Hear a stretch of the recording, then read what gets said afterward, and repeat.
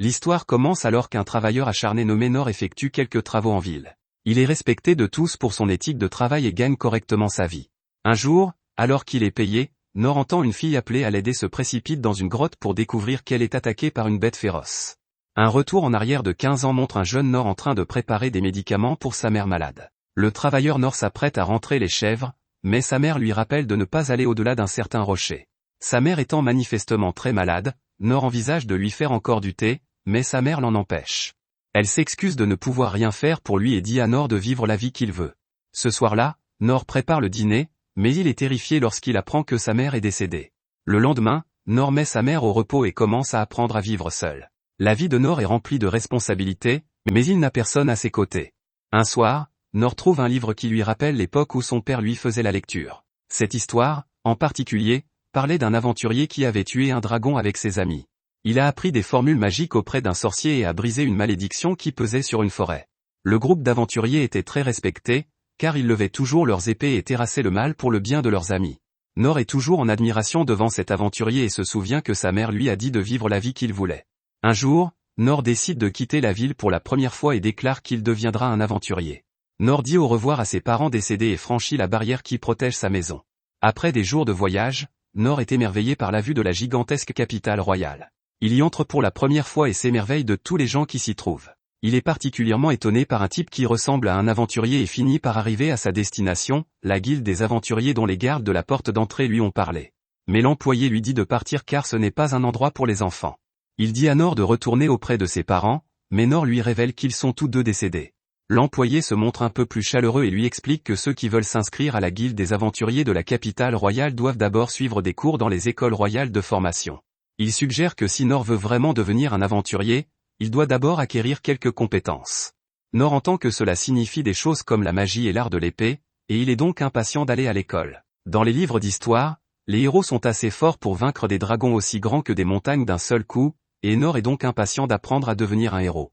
Nor fréquente l'école des héros, mais il ne peut qu'observer ses camarades de classe qui commencent à libérer leurs pouvoirs magiques. L'instructeur de Nor finit par se lasser d'attendre que Nor débloque ses pouvoirs et lui dit que continuer à essayer ne serait qu'une perte de temps.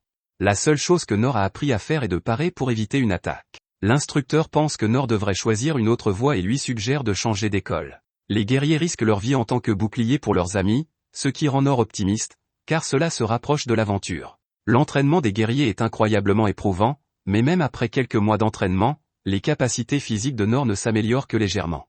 L'instructeur l'avertit qu'il perdra la vie s'il continue à se surpasser, et lui conseille donc d'essayer plutôt l'entraînement de chasseur. Malheureusement, Nor apprend qu'il ne sait pas manier les armes délicates, et il décide donc de suivre la formation de voleur. Mais il n'est pas non plus fait pour cela, alors il tente l'entraînement à la magie. Malgré des mois d'entraînement, Nor ne parvient qu'à créer une toute petite flamme. Gandalf est choqué, car il est rare de voir des gens aussi incapables d'utiliser la magie que Nor. La dernière tentative de Nor est de devenir clerc, mais il parvient à peine à soigner des égratignures après des mois d'entraînement. Le clerc est choqué d'apprendre que Nor n'a pas pu acquérir la moindre compétence utile après avoir passé 3 mois dans chaque école, et il lui annonce malheureusement qu'il ne peut pas s'inscrire en tant qu'aventurier. Nor, découragé, se rend compte qu'il est le prodige de Nor et rentre chez lui. Il est plus que jamais persuadé d'avoir le talent de Nor. Mais cela n'arrête pas le fougueux Nor, qui déclare qu'il n'a qu'à s'entraîner beaucoup plus dur. Nor fabrique sa propre épée et se souvient de ce que lui a dit son instructeur. Il lui avait dit que si Nor s'entraînait à plusieurs reprises, il pourrait être capable de maîtriser une nouvelle compétence. La parade est la seule véritable compétence qu'il a acquise en s'entraînant. Il décide donc de s'entraîner matin, midi et soir, aussi longtemps qu'il le pourra. 1 an plus tard, Nor a tellement amélioré sa capacité de parade qu'il peut désormais esquiver 10 épées en un seul souffle. Il n'a pas encore de nouvelles compétences, mais sa parade s'est considérablement améliorée. 3 ans plus tard, Nor est désormais capable d'esquiver 100 épées en un seul souffle. Cependant, comme il n'a toujours pas acquis de nouvelles compétences, Nor estime qu'il n'a aucune chance de devenir un jour un aventurier. Nor continue cependant à s'entraîner, finit par détruire son épée et voit une lumière dans sa main. Nor est incroyablement déterminé et décide qu'il doit s'entraîner encore plus dur. 10 ans plus tard, Nor se souvient qu'il s'est entraîné tous les jours sans relâche et qu'il peut maintenant parer 1 millier d'épées en bois. Malheureusement, il n'a toujours pas acquis de nouvelles compétences. Nor décide d'essayer une dernière fois de devenir un aventurier et retourne à la capitale. À la guilde, l'employé constate qu'il ne connaît que les compétences les plus faibles. Elle lui suggère d'aller dans les écoles de formation, mais Nor explique qu'il les a déjà toutes essayées. La jeune fille s'excuse parce que Nor ne peut pas s'inscrire, mais Nor s'y attendait. À ce moment-là, le vieil employé apparaît, mais il ne reconnaît pas Nor. Il finit par se souvenir de lui et est heureux d'apprendre que Nor s'est entraîné seul. Nor explique que cela ne s'est pas bien passé, car il n'a réussi qu'à améliorer légèrement sa capacité de parade. Le vieil homme explique que les aventuriers sont classés de EAS pour être reconnus comme un aventurier de rang E. Il faut être un aventurier de rang S pour être reconnu comme un aventurier de rang E. Il faut avoir plus d'une compétence utile. La triste liste de compétences de Nor n'indique rien d'utile, et les rêves de Nor sont à nouveau anéantis.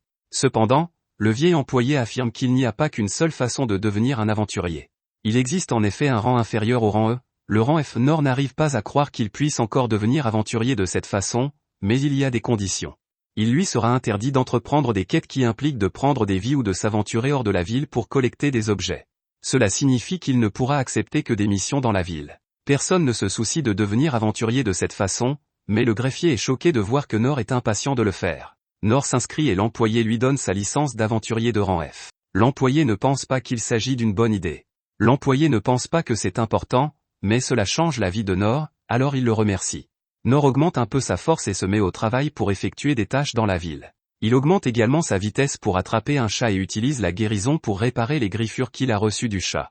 Nor utilise sa petite flamme pour préparer le dîner et un tour de passe-passe pour amuser les enfants. Nor a enfin réalisé son rêve de devenir un aventurier qui aide les gens, et il craint que demander quelque chose de plus ne soit trop. Nous revenons ensuite au présent, où Nor court dans la grotte et trouve des gens attaqués par un monstre. Nor n'a vu les monstres que dans les livres, et il est choqué par leur taille. Des gardes tentent de protéger une fille, et le capitaine se fait attaquer. Nor va le voir, mais il s'aperçoit que le capitaine est déjà parti. Le monstre attaque férocement les autres gardes et Nor sait qu'ils ne survivront pas. Quelques secondes plus tard, la crainte de Nor s'avère exacte puisque le monstre éradique tous les gardes. La bête se tourne vers la jeune fille, mais Nor utilise une attaque de jet de pierre pour attirer son attention. Nor sait ce qu'il a à faire, il court pour prendre de l'espace et se rend compte de la rapidité de la bête. Nor se tourne alors vers elle et utilise la parade, ce qui fait voler le monstre. La bête l'attaque, Nor utilise sa parade, mais il sait qu'il perdra la vie s'il est touché par une attaque. Le plan de Nor est d'attendre une ouverture pour pouvoir contre-attaquer, mais il se souvient que cela ne marchera pas parce qu'il n'a aucune compétence d'attaque. Nor voit que la fille ne s'est toujours pas enfuie, et le monstre semble être attiré par sa bague. Le monstre s'apprête à l'attaquer, mais Nor utilise sa capacité de pas de plume pour accélérer et parer son attaque. Son épée se brise, mais Nor déclare que même s'il ne peut pas devenir un héros aventurier, il veut au moins pouvoir protéger cette fille. Nor se souvient que son père disait que les aventuriers levaient leurs épées pour terrasser le mal au nom des faibles, et il se prépare à l'attaque du monstre. Nor utilise alors la parade avec un timing parfait pour arrêter l'attaque de la bête et parer la tête du monstre. Nor se rend compte qu'il aurait été fichu si le monstre avait été plus gros, et il sait maintenant à quel point il serait irréaliste pour lui de parcourir le monde et de partir à l'aventure à son niveau actuel. La jeune fille remercie Nor de lui avoir sauvé la vie et aimerait connaître son nom. Nor lui répond simplement qu'il n'est personne d'important et s'en va. Cette nuit-là, Nor se souvient qu'un monstre qui n'était même pas un démon lui a posé tant de problèmes. Il tremble de façon incontrôlable et décide une fois de plus qu'il doit continuer à s'entraîner plus durement. Un retour dans la grotte montre les conséquences du combat de Nor contre la bête. Un chevalier s'excuse de ne pas avoir été là pour protéger la jeune fille, Lynn, mais celle-ci lui répond que ce n'est pas grave, car il est inutile d'avoir une escorte pour les épreuves du droit au trône. C'est Lynn qui a pris cette décision et elle s'excuse auprès du chevalier Inès de l'avoir inquiété. Le frère de Lynn, Rin, apprend ce qui s'est passé et se demande si quelqu'un n'a pas convoqué le Minotaure dans la ville. C'est un démon qui réside dans l'abîme, la couche la plus profonde du donjon, et quelqu'un a dû le faire remonter à la surface. Darken, le chevalier, est d'accord avec lui et explique que la source serait un anneau trouvé sur le cadavre d'un marchand sur les lieux. Un vieux mage a analysé l'anneau et a découvert qu'il contenait une pierre de très haute qualité, introuvable sur le marché. Les armoiries laissées sur la pierre indiquent que l'anneau provient de l'empire magique de Derrida. Ce n'est pas la première fois qu'ils sont contrariés par Derrida. Cette fois-ci, un monstre a été invoqué et la princesse Lynn était liée par une barrière, ils ont donc compris qu'ils devaient être prudents. Derrida ne veut pas seulement éliminer Lynn, il veut aussi s'emparer de la ressource la plus précieuse du royaume, les reliques du donjon des perdus. Rin décide de changer de sujet et de parler de l'homme mystérieux qui a sauvé Lynn. Selon un rapport, l'homme a utilisé une simple épée et a vaincu le Minotaure en quelques secondes. Les chevaliers l'ont suivi, mais le rapport dit qu'il a disparu sous leurs yeux comme une illusion. Tout cela semble assez incroyable, et Rin se demande qui est ce type. De retour à la guilde, le vieux clerc est choqué de voir que Nor est toujours en vie, car il a entendu dire qu'un démon était apparu près de l'entrée du donjon. C'était un démon comme il n'en avait jamais vu auparavant, et ils n'ont pas pu retrouver Nor par la suite. Nor pense qu'il était occupé à échapper à un étrange groupe de personnes qui le suivaient, mais il dit simplement au greffier qu'il était fatigué et qu'il est rentré chez lui. L'employé explique que Nor a vraiment de la chance de ne pas être tombé sur le démon. Le greffier était un officier de rang A. Mais même lui aurait perdu la vie s'il avait rencontré la bête. Nor suppose que l'employé parle d'un autre monstre que celui qu'il a combattu, car le sien n'était en fait qu'un gros monstre de vache, et non un démon. L'employé explique qu'un homme mystérieux a vaincu le démon d'un seul coup, et Nor, qui ne sait rien, s'étonne qu'il y ait des gens exceptionnels comme lui dans le monde. L'employé paie Nor pour son travail, mais se demande pourquoi il n'est pas plus intéressé par un véritable emploi. Nor n'a aucune idée de ce dont il parle, et l'employé doit à nouveau lui expliquer qu'il existe un moyen pour Nor de gagner 30% de plus sans que l'employé ne prenne une part du gâteau. À ce moment-là, ils sont interrompus par l'apparition de Lynn, ce qui choque l'employé. Lynn est heureuse d'avoir trouvé Nor grâce à sa compétence de détection à distance, et elle s'excuse d'avoir agi ainsi, mais explique qu'elle devait simplement le rencontrer. Nor suppose qu'elle a des compétences de voleuse, mais elle explique qu'elle se concentre sur la magie et qu'elle connaît les 6 systèmes de compétences. Tout le monde les dévisage, alors elle aimerait parler à l'extérieur. Mais l'employé est mal à l'aise et se demande dans quel pétrin Nor s'est fourré. Lynn explique qu'il vaut mieux parler dehors car il y a moins de monde et personne ne pourra les écouter lorsqu'elle utilisera son sort d'insonorisation et de dissimulation. Nor se demande si c'est une bonne idée de l'accompagner, mais l'employé leur dit qu'il doit le faire. Dehors, Nor entend que tout le monde cherche l'homme mystérieux, mais il commence à se demander s'il existe vraiment. Nor se demande qui il recherche, mais Lynn lui dit de ne pas s'inquiéter car ils ne peuvent pas être détectés. Lynn a fait tout cela pour le remercier de lui avoir sauvé la vie, et elle explique qu'il a en fait sauvé la vie de beaucoup d'autres personnes dans le pays. Nor fait remarquer que Lynn est elle-même assez forte, et il pense qu'il n'a fait qu'interférer avec son combat. Elle ne peut imaginer ce qui lui serait arrivé sans Nor, qui décide donc d'accepter ses remerciements. Lynn veut le dédommager en lui exprimant sa profonde gratitude, mais l'humble Nor lui répond que ce n'est pas nécessaire. Son père veut même remercier Nor personnellement, mais Nor dit aussi que c'est aller trop loin. Lynn explique qu'elle est une personne de haut rang et qu'elle doit donc donner quelque chose à la personne à qui elle doit la vie. Mais elle se sent frustrée lorsque Nor rejette toutes ses offres sous prétexte qu'il n'a besoin de rien. Elle finit par se mettre à pleurer et déclare que Nor est obligé d'accepter sa gratitude, et refuse donc de bouger d'un pouce jusqu'à ce qu'il le fasse. Nor se souvient alors de la détermination dont il faisait preuve lorsqu'il essayait de s'entraîner dans les écoles, et il dit qu'il ne partira pas non plus. Nor se plie à ses exigences, car rencontrer son père ne semble pas être un problème. Nor est surprise lorsqu'elle se montre très prudente et explique qu'elle ne veut pas que les gens les repèrent. Pour éviter cela, elle utilise la dissimulation, la détection, l'occlusion et de nombreuses autres compétences pour les cacher. Nor est choquée de voir à quel point sa maison est grande, mais elle dit que c'est assez courant pour ce genre de famille. Nor lui donne enfin son nom et se rend compte qu'elle ne s'est pas encore présentée officiellement. Elle s'appelle Lynn Burkley et se fait appeler Lynn lorsqu'elle part à l'aventure. Nor n'en revient pas de la taille gigantesque de sa maison et suppose qu'elle est une sorte d'aristocrate. Lynn demande à Inès où se trouve son père, et Inès lui explique qu'il est en train de parler avec Rin. Lynn explique que Nor est son invité spécial et que c'est lui qui a risqué sa vie pour sauver la sienne. Inès est choquée d'entendre cela et décide de les emmener chez le père de Lynn. Nor est alors complètement perdu car il suppose qu'Inès est la bonne de la famille, bien qu'il pense que c'est étrange car elle aurait du mal à faire le ménage et la lessive dans sa tenue. Inès est très sérieuse et Nor voit bien qu'elle se méfie de lui. Sur leur chemin, un type se demande agressivement qui est Nor, et Nor se rend compte que cette maison est assez dangereuse. Ce type s'appelle Gilbert, et Inès lui dit que Nor est leur invité spécial. Gilbert se rend compte que c'est l'homme que tout le monde recherche, mais il ne pense pas que Nor ait l'air très spécial. Inès demande à Gilbert de les accompagner et lui révèle secrètement qu'elle est sceptique à l'égard de Nor, et que plus il y aura d'escortes, mieux ce sera. Gilbert devient très sérieux et accepte de les accompagner. Près de là, le roi est contrarié parce que Derrida ne respecte pas le traité de paix. Il exige qu'il lui cède tous les droits sur le donjon et propose de lui prêter sa puissance militaire en échange. Le roi, conscient qu'il s'agit d'un accord douteux qui ruinerait sa nation, refuse, mais Derrida lui dit qu'il regrettera ses paroles. Rin explique que Derrida n'est pas la seule menace à laquelle ils sont confrontés, et le roi se rend compte qu'il est enfin temps de faire quelque chose. C'est alors que Lynn arrive avec tout le monde. Nor ne remarque pas que les autres s'inclinent et s'approchent du père de Lynn. Rin voit que Lynn porte la cape de l'ermite et il est furieux car cela signifie qu'elle est sortie. Lynn explique qu'elle devait retrouver la personne qui lui a sauvé la vie, et elle présente Nor à son père. Le père de Lynn est heureux qu'il soit venu, et Nor explique qu'il n'est pas un aristocrate, et qu'il ne connaît donc pas l'étiquette appropriée dans ce genre de situation. En fait, le père de Lynn préfère qu'il en soit ainsi parce qu'il est plus facile de lui parler, et il remercie officiellement Nor d'avoir sauvé sa fille. Nor accepte ses paroles, c'est toute la gratitude dont il a besoin, et il est soulagé que tout soit enfin terminé et qu'il puisse rentrer directement chez lui. Le père de Lynn veut cependant le récompenser comme il se doit et lui propose de lui donner de l'argent et des terres. Il veut savoir ce que Nor désire, mais Nor se contente de dire qu'il ne veut rien de tout cela. Le père de Lin offre alors des trésors du donjon. Leur pays possède le plus vieux donjon du monde et ces trésors sont incroyablement rares. Tous les objets trouvés dans le donjon sont stockés dans une salle des trésors, et il propose à Nor de prendre la moitié des objets qui s'y trouvent. Rin est choqué et lui fait remarquer que son père est bien trop généreux, mais Nor refuse à nouveau. Il n'a besoin de rien d'extraordinaire et leur gentillesse est pour lui un remerciement suffisant. Le père de Lin ne sait pas quoi donner à un homme qui ne veut ni argent, ni terre, ni trésor, mais Nor veut juste sortir de là. Le père de Lin a recours à son offre la plus extrême et montre à Nor l'épée qu'il garde derrière son trône. Rin se demande à quoi pense son père, mais le roi lui explique que ce n'est pas grave, car l'épée n'est plus qu'une simple décoration.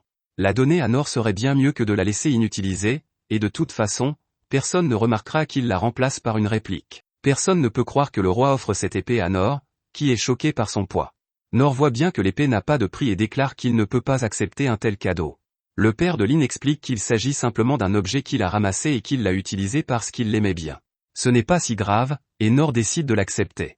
Le père de Lin lui dit de l'essayer, Nor augmente donc sa force et le puissant élan qu'il prend choque tout le monde. Le père de Lin est impressionné par la façon dont il a pu le balancer d'une seule main, et il demande à Nor s'il peut aider à endurcir sa fille. Les choses deviennent dangereuses et il s'inquiète pour elle, mais Nor ne pense pas qu'il puisse lui apprendre quoi que ce soit. De plus, Nor pense que les parents ne devraient pas trop se mêler des affaires de leurs enfants et que c'est à Lin d'en décider. Le père de Lin est tout à fait d'accord avec lui, et Nor se dit que ce type aime beaucoup rire. Nor décide qu'il est temps pour lui de partir, et le père de Lin le remercie encore une fois.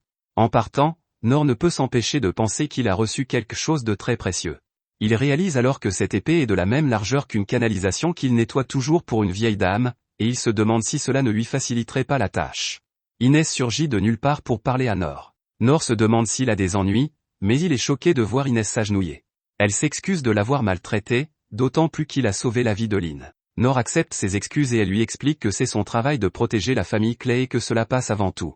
Nor se rend compte qu'elle n'est pas du tout une servante et explique qu'elle est en fait connue sous le nom de Bouclier Divin et qu'elle est vice-capitaine du corps de guerriers de la famille Clay. Très jeune, elle a été nommée Bouclier de Lin. Son travail consiste à protéger Lin, même si cela doit lui coûter la vie. Nor ayant sauvé Lin, Inès déclare que c'est comme s'il lui avait sauvé la vie.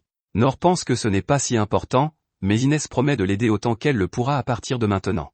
Nor pense que tout le monde est très excessif, mais décide d'accepter son sentiment. Inès devient alors très sérieuse et souligne que si Lin l'a peut-être permis, le discours de Nor et son comportement désinvolte à l'égard du roi sont inacceptables. Elle ne peut plus le permettre et exige qu'il s'abstienne d'agir de la sorte à l'avenir. Nor s'excuse et se présente officiellement. Pour une raison inconnue, elle est choquée d'entendre qu'il s'appelle Nor, mais elle dit que ce n'est rien. À ce moment-là, Gilbert empêche Nor de rentrer chez lui et lui demande de lui montrer ce qu'il sait faire au combat. Nor est épuisé et préférerait rentrer chez lui. Il est donc choqué lorsque Gilbert insiste pour qu'il fasse un simulacre de combat. Nor ne sait pas du tout à quoi s'attendre, car il n'a pas eu de partenaire d'entraînement depuis qu'il a fréquenté ces écoles, il y a 14 ans. Gilbert explique qu'il est célèbre pour ses talents de combattant et demande à Nor de choisir une arme. Nor se rend compte que cette opportunité est une aubaine pour un aventurier en herbe, il choisit donc une épée et déclare qu'il est prêt pour le combat. Nor ne pense pas qu'il sera un grand défi pour Gilbert, il prévoit donc de prendre la bataille comme une chance de s'entraîner avec quelqu'un de plus habile que lui. Les troupes qui observent Nor se sentent mal à l'aise alors qu'ils se préparent à combattre leur capitaine, et ils espèrent qu'il profitera de l'au-delà. Gilbert engage le combat, mais Nor esquive facilement ses attaques. Nor est étonné de voir à quel point Gilbert maîtrise son rythme et ses mouvements. Il voit bien que Gilbert s'est beaucoup entraîné pour en arriver là, mais Nor ne comprend pas pourquoi Gilbert est si lent. Nor ne semble pas se rendre compte de ce qui se passe réellement, car il détermine que Gilbert ne pense tout simplement pas qu'il est digne de voir ne serait-ce qu'un aperçu de ce qu'il est capable de faire. Nor arrête le combat et explique qu'il sait que Gilbert le ménage. Il demande alors à Gilbert de ne pas se retenir autant. Gilbert ne s'en est pas rendu compte, mais il se dit qu'il a dû se retenir parce que Nor est un être humain normal. Il s'excuse et s'attaque à Nor plus sérieusement. Nor peut voir que Gilbert est beaucoup plus rapide maintenant, et ce qui est encore plus impressionnant, c'est que Gilbert se laisse largement ouvert après ses attaques. Nor ne pense même pas qu'il ne le fait pas exprès et suppose que Gilbert le fait pour l'attirer. Gilbert est frustré de ne pas pouvoir porter d'attaque, mais Nor pense que Gilbert ne le prend pas au sérieux. Gilbert décide de lui montrer un mouvement différent qui change au milieu de l'attaque, mais Nor l'évite facilement et pense qu'il n'était même pas près de le toucher. Nor dit à Gilbert qu'il peut accélérer davantage, mais il commence finalement à se demander si Gilbert ne se donne pas déjà à fond. Il pense à tout l'entraînement solitaire qu'il a fait et commence à se dire qu'il est peut-être devenu plus fort. Nor commence à penser qu'il pourrait peut-être gagner, mais Gilbert interrompt ses pensées en utilisant une attaque incroyablement puissante. Gilbert est choqué lorsque la poussière se dissipe et que Nor n'est plus là. Nor dit simplement à Gilbert qu'il a gagné le simulacre de combat, mais cela horrifie Gilbert. Après le départ de Nor, toutes les troupes se demandent comment quelqu'un a pu éviter l'attaque grave de leur capitaine. Ils rationalisent en disant que la force du vent de la lance pratique à pointe large utilisée par Gilbert a fait voler Nor, et que si Gilbert avait utilisé une lance de combat, Nor aurait sûrement perdu la tête. Ils savent que le talent de Gilbert est unique, mais Gilbert est bouleversé. Il pense à son passé et à la façon dont il s'est senti naturel la première fois qu'il a tenu une lance. Plus il s'entraînait, plus il perfectionnait sa technique et plus il gagnait en force. Gilbert va de village en village, battant tous les combattants les plus forts, à la recherche de quelqu'un qui pourrait le vaincre. Gilbert avait déjà vaincu tout le monde dans la capitale royale, il espérait donc trouver un grand combattant dans un village au hasard. La nation étant sur le point d'entrer en guerre, on lui recommanda de retourner à la capitale pour chercher des groupes qui rassemblaient leurs forces. Gilbert retourna donc à la capitale où il chassa des démons. Il a entendu dire que quelqu'un de formidable avait rejoint le corps, alors il les a défiés et les a complètement détruits. Gilbert était de plus en plus frustré et se demandait s'il n'y avait vraiment personne pour le défier. Gilbert en avait assez de tous ces faibles qui l'entouraient et il commençait à s'ennuyer. Un jour, son instructeur l'informa qu'il avait reçu le même titre que lui, mais Gilbert s'en fichait. Comme il s'ennuyait toujours, l'instructeur lui demanda ce qu'il pensait d'Inès. Gilbert expliqua qu'Inès était forte d'une manière différente, mais lors d'un combat simulé, il assura qu'il gagnerait contre elle. Gilbert voyait bien que son instructeur s'ennuyait lui aussi, parce qu'il devait passer son temps à entraîner des gens dont la force était à peine équivalente à celle d'un de ses petits doigts. L'instructeur était sûr qu'un jour quelqu'un le surpasserait, et Gilbert espérait que cela arriverait bientôt. Gilbert pense maintenant que Nor est l'homme qui a vaincu un minotaure à lui tout seul. Gilbert voulait savoir quel genre de personne pouvait faire cela, mais il se rend compte que Nor n'a aucun sens. Nor s'est montré très discourtois devant le roi, et il n'a montré aucun intérêt pour les cadeaux les plus somptueux. Il n'avait pas l'air d'être le genre de personne capable d'abattre un monstre à lui tout seul, mais leur combat lui a montré quelque chose de différent. Le fait que Nor lui ait dit qu'il pouvait accélérer sa vitesse a poussé Gilbert à s'attaquer à lui de toutes ses forces. Gilbert a toujours su que l'utilisation de sa technique la plus puissante sur quelqu'un lui ferait perdre la vie, mais c'était la seule façon pour sa lance d'atteindre Nor. Gilbert n'avait aucune idée de ce qui se passait lorsque Nor n'était pas touché par son attaque, et pour la première fois dans un combat frontal, Gilbert était complètement vaincu. Le pire, c'est que Nor s'est rendu, et il semble que ce soit parce qu'il ne voulait pas embarrasser Gilbert devant ses subordonnés. Ce qui est encore plus humiliant, c'est la désinvolture avec laquelle Nor lui a dit qu'il espérait qu'il se reverrait. Après le départ de Nor, Gilbert a été choqué de voir d'énormes fissures dans le sol, car il n'avait même pas remarqué que Nor avait fait cela. Quoi qu'il en soit, Nor a esquivé son attaque alors qu'il utilisait toute sa force, ce qui le rend heureux car les choses deviennent enfin excitantes. De retour auprès de Nor, il se rend compte qu'il a été stupide en pensant qu'il devenait plus fort. Il utilise l'amélioration de la force et le pas de plume, mais il détermine qu'il n'a pu esquiver l'attaque de Gilbert que parce que ce dernier s'est retenu juste assez pour qu'il puisse s'enfuir. Il est heureux que Gilbert lui ait montré à quel point il est faible, et Nor est à nouveau déterminé à devenir plus fort. Nor retourne à ses tâches de rang inférieur, et il est étonné de voir à quel point sa nouvelle épée peut nettoyer une canalisation. Elle parvient même à éliminer les saletés les plus tenaces au fond, et Nor se rend compte que sa nouvelle épée est vraiment extraordinaire. Il est heureux que son travail de nettoyage des fossés se passe bien, car cela signifie qu'il peut arrêter son travail de transport de terre pendant un certain temps. Nor a maintenant cette grande épée, alors il veut être utile aux gens. Il pense à différentes façons d'utiliser l'épée, mais elles ont toutes leurs propres problèmes. En ce qui concerne les capacités, le mieux que Nor puisse faire est d'allumer un peu son doigt. Même s'il s'est entraîné dans de nombreuses écoles, il n'a pu acquérir que des compétences de bas niveau. C'est alors que Lynn apparaît et se souvient qu'il est censé être plus formel devant les membres de la famille royale. Mais elle n'aime pas ça, alors elle lui dit d'arrêter et lui révèle qu'elle a une demande spéciale à lui faire. Lynn déclare alors qu'elle aimerait que Nor l'accepte comme sa page. Nor n'a aucune idée de ce que c'est, alors elle lui explique qu'une page est une personne qui s'occupe des besoins quotidiens d'une autre personne pendant qu'elle apprend des techniques et absorbe des connaissances de cette personne. C'est un peu comme un apprenti, mais le simple fait de côtoyer Nor lui suffirait. Nor refuse instantanément, mais Lynn lui assure qu'elle peut lui être utile. Elle a obtenu les meilleures notes de tous les temps dans les 6 écoles de formation, et elle sait donc qu'elle ferait une excellente page. Nor refuse toujours et explique qu'il n'a rien à lui apprendre. De plus, elle ne peut pas l'aider parce qu'il peut faire ce dont il a besoin tout seul. Lynn dit que sa famille le paiera grassement, mais Nor rejette également cette proposition. Elle lui propose alors d'être son assistante, mais il n'a pas besoin d'elle pour cela non plus. Elle fait ses preuves en faisant une grande démonstration de magie, et elle déclare qu'il s'agit des plus hauts niveaux de compétences magiques qu'elle peut utiliser. Elle montre ensuite son attaque de lame de brume et tranche instantanément un arbre entier en deux. Elle explique qu'il s'agit d'une technique de la classe des voleurs, mais ce n'est pas tout. Elle utilise ensuite son coup divin, qui est incroyablement puissant. Elle révèle qu'il s'agit d'une compétence sacrée de la classe des épéistes. Lynn est déçue lorsque Nor la rejette à nouveau, et il se demande si elle ne l'a pas pris pour une personne avec laquelle il vaut la peine d'apprendre. Elle vient de prouver à quel point elle est douée, et Nor se sent presque pitoyable face à elle. Tout ce qu'elle a fait, c'est prouver encore plus que Nor n'a rien à lui apprendre. Lynn est très déterminée, et Nor essaie de trouver un moyen de la faire comprendre. Comme il n'a rien à lui apprendre, il décide de lui montrer. Lynn lui montre toutes ses capacités étonnantes, alors Nor lui montre l'étendue de ses capacités, sa petite flamme. En rentrant chez elle, Lynn pense aux histoires que tous les instructeurs des 6 écoles racontaient à leurs élèves, les histoires du jeune garçon sans talent. Les élèves prenaient ces histoires pour des contes de fées, car l'idée qu'un tel garçon puisse exister semblait impossible. Ce garçon a fréquenté toutes les écoles d'entraînement de la capitale royale, réputées pour leur rigueur, et il a terminé le trimestre complet dans chacune d'entre elles. Rien que cela était incroyable, car même les guerriers les plus endurcis abandonneraient au bout de 3 jours, sans parler d'un enfant. C'est ce qu'elle pensait aussi jusqu'à ce qu'elle rencontre Nor. Un jour, l'instructeur de magie montra à Lynn quelque chose d'intéressant, il lui montra comment sa petite flamme pouvait grossir. L'instructeur Oken lui a expliqué que, selon l'entraînement, même la plus petite flamme du niveau le plus bas peut devenir aussi grande que la sienne. Elle n'a aucune utilité pratiquée, depuis 200 ans, Oken l'utilise pour s'amuser. Lynn a essayé de faire grandir sa petite flamme elle-même un nombre incalculable de fois, mais elle n'a jamais réussi à la faire grandir ne serait-ce qu'un tout petit peu. Il est clair que ce n'est pas quelque chose de facile à faire et qu'il faut probablement s'y consacrer pendant très longtemps. C'est pourquoi Lynn a été stupéfaite lorsqu'elle a vu la petite flamme de Nor, elle était bien plus grande que ce que le plus grand sorcier du monde, Oken, avait réussi à faire. C'était une petite flamme qui dépassait de loin tout ce qu'elle avait vu. Nor en a honte et explique que les 5 autres compétences de classe qu'il connaît sont exactement comme celle-ci. Nor ne s'en rend pas compte, mais ces 6 compétences de classe sont toutes extraordinaires. Lynn a maintenant honte d'avoir essayé de montrer ses compétences. Nor a repoussé l'attaque d'un démon avec une simple épée, mais il ne s'est pas du tout vanté de son pouvoir et a continué à travailler tranquillement pour d'autres personnes. Nor est manifestement fort de corps et d'esprit, et il ne cède à personne. Lynn sera bientôt en mesure de diriger la nation aux côtés de son frère, elle doit donc être forte. C'est pourquoi elle est déterminée à apprendre à être forte comme Nor l'est.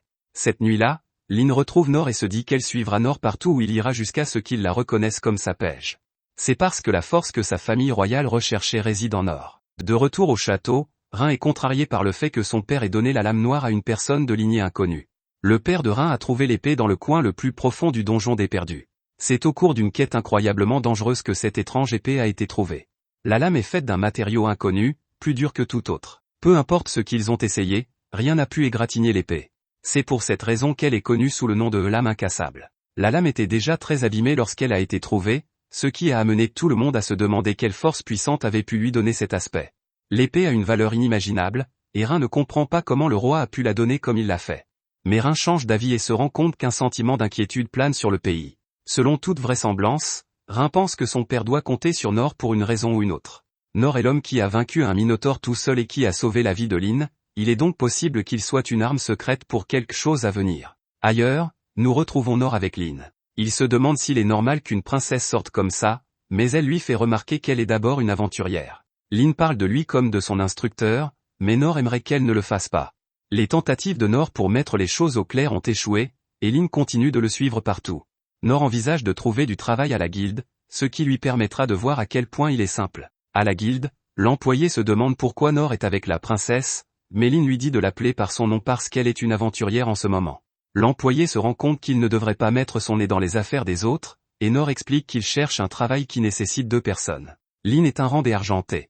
Donc si elles forment un groupe, elles pourront partir à la chasse aux gobelins à l'extérieur de la capitale. Nor est choqué, car les gobelins sont les monstres que les aventuriers utilisent pour mettre leurs compétences à l'épreuve.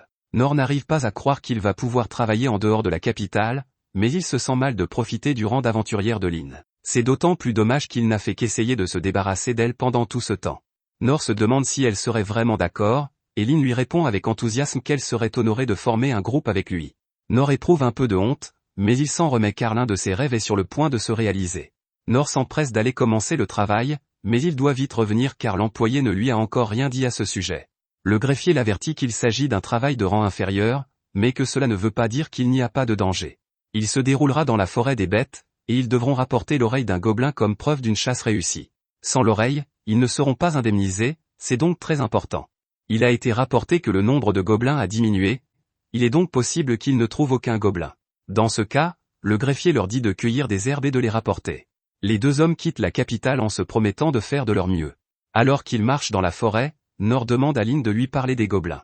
Elle lui explique qu'ils chassent les petits animaux et mangent les fruits des arbres. Cependant, depuis peu, ils s'attaquent agressivement aux humains pour se nourrir. S'ils continuent à se multiplier, ils risquent de manquer de nourriture et d'envahir les villages humains.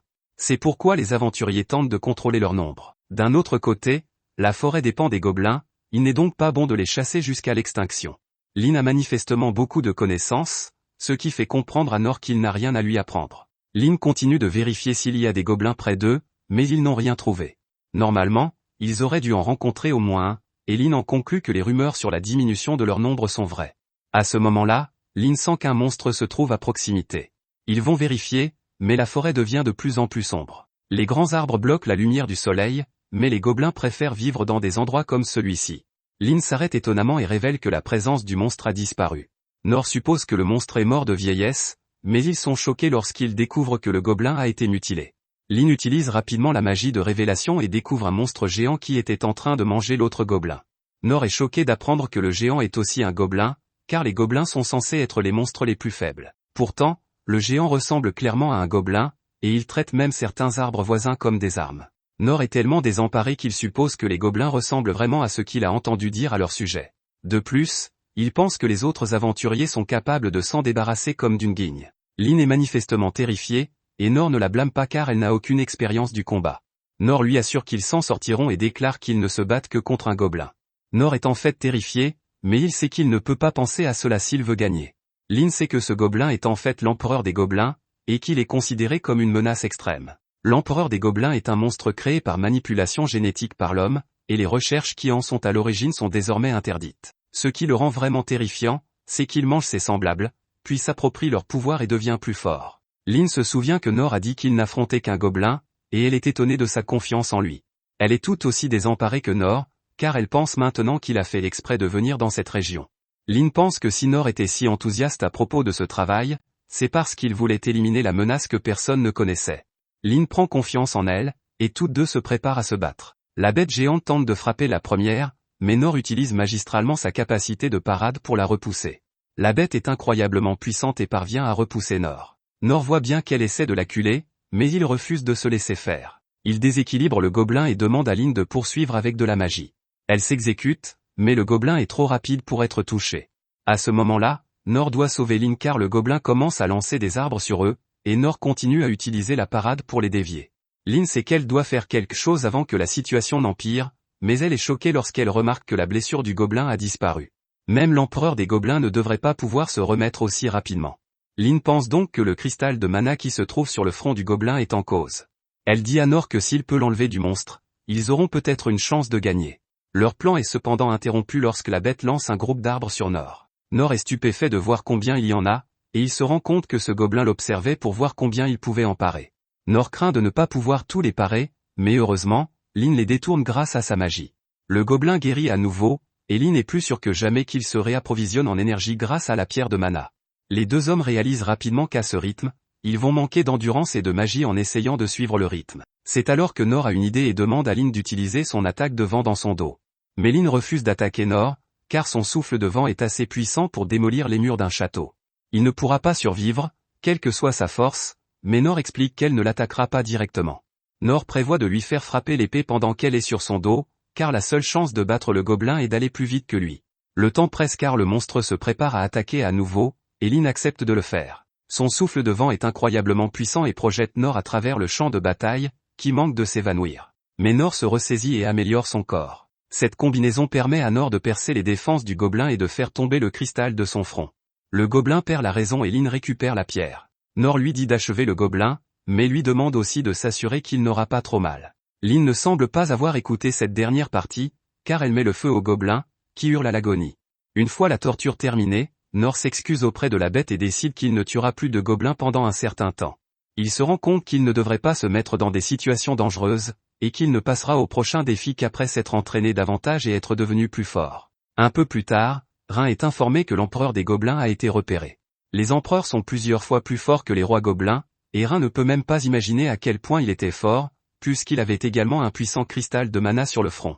Rin craint que la pierre ne provienne du cœur du démon et se demande qui a bien pu être derrière tout ça. Il est alors choqué d'apprendre que Nor et Lyn ont réussi à le vaincre en ne subissant que des blessures mineures. Plusieurs incidents étranges comme celui-ci ont commencé à se produire, et la guilde a donc ouvert une enquête pour découvrir ce qui se passe. De retour à la guilde, l'employé est choqué de voir que le petit garçon maigrelet d'il y a quelques années s'est transformé en une bête tueuse de gobelins. Nor fait preuve d'une grande humilité, car il attribue beaucoup de mérite à Lyn, mais il décide aussi de fêter son premier jour de chasse. Pour d'autres, ce n'est pas grand-chose, mais pour lui, ce premier jour est important. En entendant parler de la pierre de mana sur le gobelin, le greffier se demande si ce qu'ils ont combattu était vraiment un gobelin.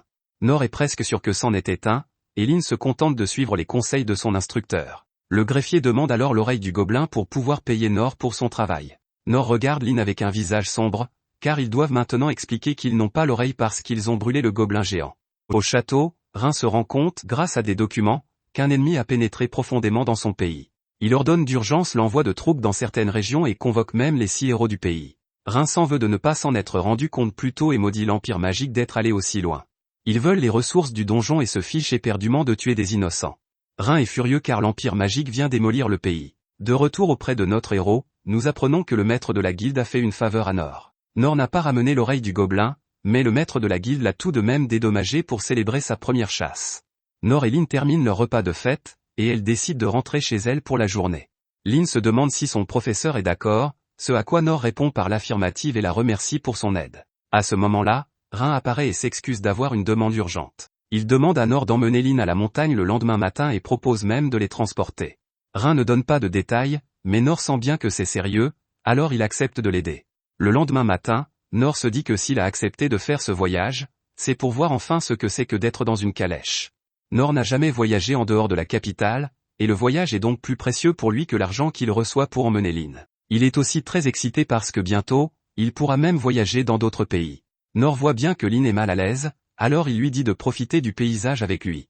Il pense alors à son rêve de devenir un aventurier normal et de voyager seul. Lyn s'excuse que Nor doive l'emmener, mais il lui répond qu'il lui est redevable de l'avoir aidé avec le gobelin. Un coup d'œil en arrière montre que Rin leur a demandé de se diriger vers les montagnes et d'attendre un peu. Si rien d'étrange ne se produit, ils se rendront à un endroit appelé Mitra. Lyn espère qu'il ne se passera rien et Inès lui dit de ne pas s'inquiéter car elle est là. Cependant, nous apprenons qu'Inès a reçu des ordres secrets de Rin. Il a prévenu que la capitale royale entrerait bientôt en crise. Si elle reçoit un rapport indiquant que la capitale a été détruite, elle devra emmener Nor et Lyn à Mitra.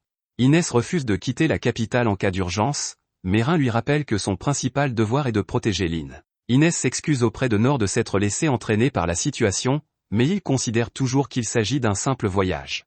Nor voit bien que quelque chose l'inquiète, alors elle lui explique que le protéger est une autre de ses responsabilités. Elle lui dit de ne s'inquiéter de rien, mais Nor, qui est décontracté, n'est pas du tout inquiet. Nor a l'intention de se protéger si quelque chose arrive, et il est sûr de pouvoir s'enfuir si nécessaire. Nor est alors choqué d'apprendre qu'Inès a un bouclier, même s'il n'en a pas l'air. Inès révèle qu'il s'agit en fait d'un bouclier de lumière, et elle demande à Nor de se cacher derrière en cas d'incident. Le bouclier est incroyablement solide, car ni les armes ni la magie ne peuvent le traverser. Nor pense alors à l'homme qu'il a combattu au château, mais il ne se souvient pas de son nom et l'appelle simplement Armadillo. D'après ce que Lyn lui a dit, Armadillo est tellement doué qu'il a pu terrasser un dragon à lui tout seul. Inès est manifestement aussi forte que ce type, et Nor en déduit qu'elle est d'un tout autre niveau que lui. Nor la complimente et elle explique un peu son passé. Elle a été placée dans un orphelinat quand elle était jeune, et c'est là qu'elle a réalisé pour la première fois qu'elle avait un pouvoir mystérieux en elle. Inès ne savait pas ce qui se passait, et une petite fille s'est blessée en touchant le mystérieux pouvoir d'Inès. Inès a montré ses pouvoirs au héros, et il est devenu évident qu'il s'agissait d'un don du ciel. Il s'agissait d'un pouvoir historiquement rare, qui pouvait se transformer en lame pour abattre n'importe qui ou en bouclier pour se protéger de n'importe quoi. Selon la manière dont elle l'utilisait, il pouvait facilement lui permettre d'anéantir un pays entier. Inès a été recueillie par l'un des héros, Dan, et elle a appris des 6 héros à utiliser son pouvoir. Inès n'a jamais pu surmonter la peur de blesser à nouveau quelqu'un avec son pouvoir, et elle s'est donc éloignée de tout le monde. Mais cela ne dura pas éternellement, et la raison en est qu'elle fut choquée d'entendre le nom de Nor. Un jour, Dan l'entraînait et on l'informa qu'un autre groupe de monstres approchait. La situation s'aggravait et Dan souhaitait que Nor soit toujours là. Inès l'entendit, mais Dan lui dit simplement d'oublier ce qu'il avait dit. Cette Nor était manifestement quelqu'un que son père adoptif reconnaissait, et elle enviait cette personne mystérieuse. Son envie n'a fait que croître depuis qu'elle a rencontré Nor. Inès refuse de laisser ses émotions obscurcir son jugement et jure une fois de plus de protéger Lynn au péril de sa vie. À ce moment-là, tout le monde remarque un étrange chemin dans le champ, et Lynn utilise son sort de découverte pour révéler un monstre. De retour à la capitale royale, le roi reconnaît que l'attaque a commencé, et on l'informe qu'ils n'ont pas assez de soldats pour combattre tous les monstres qui sont apparus. Rhin prend les choses en main et élabore un plan pour combattre les monstres et évacuer les citoyens. Le roi maudit Darius d'avoir mis sa menace à exécution et craint que ce ne soit qu'un début. Rhin informe alors le roi que les 6 héros ont été envoyés dans toute la capitale. Non loin de là, nous assistons à l'attaque d'un groupe par des gobelins géants, et Dan arrive pour les aider. Nous voyons ensuite les autres héros arriver sur le champ de bataille. La situation devient de plus en plus dangereuse, mais Rhin est rassuré de savoir que Lynn est en sécurité. De retour auprès de Lynn, nous découvrons qu'il y avait un enfant avec le dragon, et qu'il était déterminé à éliminer quelqu'un. Lorsque Lynn a brisé la barrière du dragon, celui-ci a repoussé l'enfant. Inès reconnaît le dragon noir et se demande pourquoi une bête féroce se trouve là. Inès tente d'arrêter Nor qui entre en action, mais il est trop tard car il affronte le dragon. Nor combat la bête, mais Inès souligne que l'enfant que Nor protège était déjà avec le démon avant qu'il n'arrive. Un retour en arrière permet de voir Rhin parler à Lynn du peuple des démons. Ce sont des demi-humains qui ont la capacité spéciale d'établir un lien mental avec des monstres à volonté. Selon Rhin, ils sont plus proches des monstres que des humains. Ces demi-humains manipulaient des monstres puissants et ont failli détruire la cité de Mithra, si bien qu'ils ont été chassés par les humains. On les croyait éteints, mais il semble que leurs descendants soient toujours là, d'une manière ou d'une autre. Rhin a prévenu Lynn de s'enfuir si elle en voyait un, car il déteste vraiment les humains. Inès est persuadée que ce gamin manipule le dragon et qu'il prévoyait probablement d'amener la bête vicieuse dans la capitale royale. Elle explique que l'enfant a semblé perdre le contrôle du dragon lorsque la barrière s'est rompue, et Inès est choquée que Nor se soit précipité pour l'aider sans réfléchir à 2 fois. Inès est en colère, car elle pense qu'il est stupide, et elle se demande pour qui il se prend. Lynn pense qu'il devrait l'aider, mais Inès refuse étonnamment d'aider Nor. Nor continue à se battre, mais il appelle cette chose une grenouille et pense qu'elle n'est pas aussi forte que le gobelin qu'il a combattu. Le plan de Nor est de tenir jusqu'à ce que les filles arrivent en renfort, mais la bête prépare une explosion d'énergie. L'enfant sera blessé s'il esquive, alors il attaque le monstre à la place. Mais quelque chose de terrible se produit, un liquide noir commence à sortir du corps de Nor, et Inès explique que c'est là la véritable horreur du dragon. Nor comprend immédiatement qu'il a été empoisonné et qu'il ne peut plus bouger son corps. Ce dragon élimine tout ce qui entre en contact avec lui, c'est pourquoi on l'appelle le dragon de la mort noire. Lynn tente d'aider Nor lorsque le dragon repart à l'attaque, mais Inès l'en empêche parce qu'un brouillard empoisonné encore plus important se profile à l'horizon. Lynn exige qu'elle la laisse partir, mais Inès déclare que son devoir est de la protéger à tout prix. Si elle peut retenir l'attaque du dragon d'une manière ou d'une autre, Lynn pourra au moins s'échapper. Inès déclare alors que la survie de Lynn est la seule chance qu'ils ont de faire revivre le royaume. Lynn essaie encore de discuter avec elle, alors Inès explique qu'une seule bouffée du gaz empoisonné est fatale, et que même le héros de la guérison ne serait pas capable de sauver Nor. Le dragon libère son poison, Inès protège Lynn avec son bouclier et lui promet de la garder en vie. La purification de Lynn ne fonctionne pas et des oiseaux commencent à tomber du ciel. Inès s'excuse auprès de Nor car elle voulait à l'origine protéger toute personne en danger, mais son devoir envers le royaume doit passer en premier. À ce moment-là, les filles sont surprises par une griffe de dragon qui tombe devant elles. Elles ne comprennent pas ce qui se passe et sont choquées de voir que Nor est toujours en train de combattre la bête. Nor est en très mauvais état, et Inès se demande si c'est à cause de cette détermination que Dan a souhaité que Nor soit toujours là. Inès se rend compte que Nor n'est pas du tout stupide. Il est en fait le genre de personne qu'elle a toujours admiré et poursuivi, faire tout ce qu'il faut pour protéger quelqu'un et être un véritable bouclier. Malheureusement, il semble que Nor ait atteint ses limites, et cela se vérifie lorsque l'attaque suivante du dragon l'envoie s'écraser au sol. Nor est étonnamment soulagé et se dit qu'il va finalement réussir à s'en sortir. Un retour en arrière montre un groupe d'enfants emprisonnés. Ils étaient considérés comme maudits parce qu'ils étaient nés avec le pouvoir de contrôler les bêtes magiques. On les traitait de sales gosses et on les nourrissait à peine. L'un d'entre eux, en particulier, a appris que le but de son pouvoir était de contrôler le bétail. Cependant, l'un de ces demi-humains a utilisé son pouvoir pour contrôler des monstres pendant la guerre et a éliminé de nombreuses personnes. Les humains ont commencé à haïr les démons, et ils ont été pourchassés. Le seul enfant emprisonné était tourmenté sans relâche, et toute tentative de parler était accueillie par de nouvelles attaques. Cet enfant avait également le pouvoir de lire dans les pensées des gens, mais cela ne fit qu'aggraver son cas lorsque les humains le découvrirent. Peu importe à quel point il était maltraité, cet enfant n'a jamais songé à se venger. Même s'il détestait tout ce qu'on lui faisait subir, il ne voulait jamais songer à blesser qui que ce soit. Cependant, un jour, le responsable de la prison a demandé au gamin de s'occuper de quelques monstres. Il lui a dit que les démons pouvaient être utiles aux gens, et que si le gamin l'écoutait, il ne serait plus jamais battu. Le type le laisserait manger tout ce qu'il voulait, et il en irait de même pour tous les autres enfants. Cependant, s'ils n'écoutaient pas, les choses deviendraient bien pires pour eux. Le gamin ne pouvait pas lire dans les pensées du type parce qu'il portait un appareil sur la tête, mais il décida de lui faire confiance et de mettre fin aux tourments de tout le monde. Quelque temps plus tard, le gamin s'est rendu à la capitale avec l'intention d'éliminer tout le monde sur les ordres du type. Mais c'est à ce moment-là que Lin a détruit la barrière. Le gamin s'est excusé auprès de tout le monde parce qu'il avait échoué et qu'il était prêt à mettre fin à sa vie.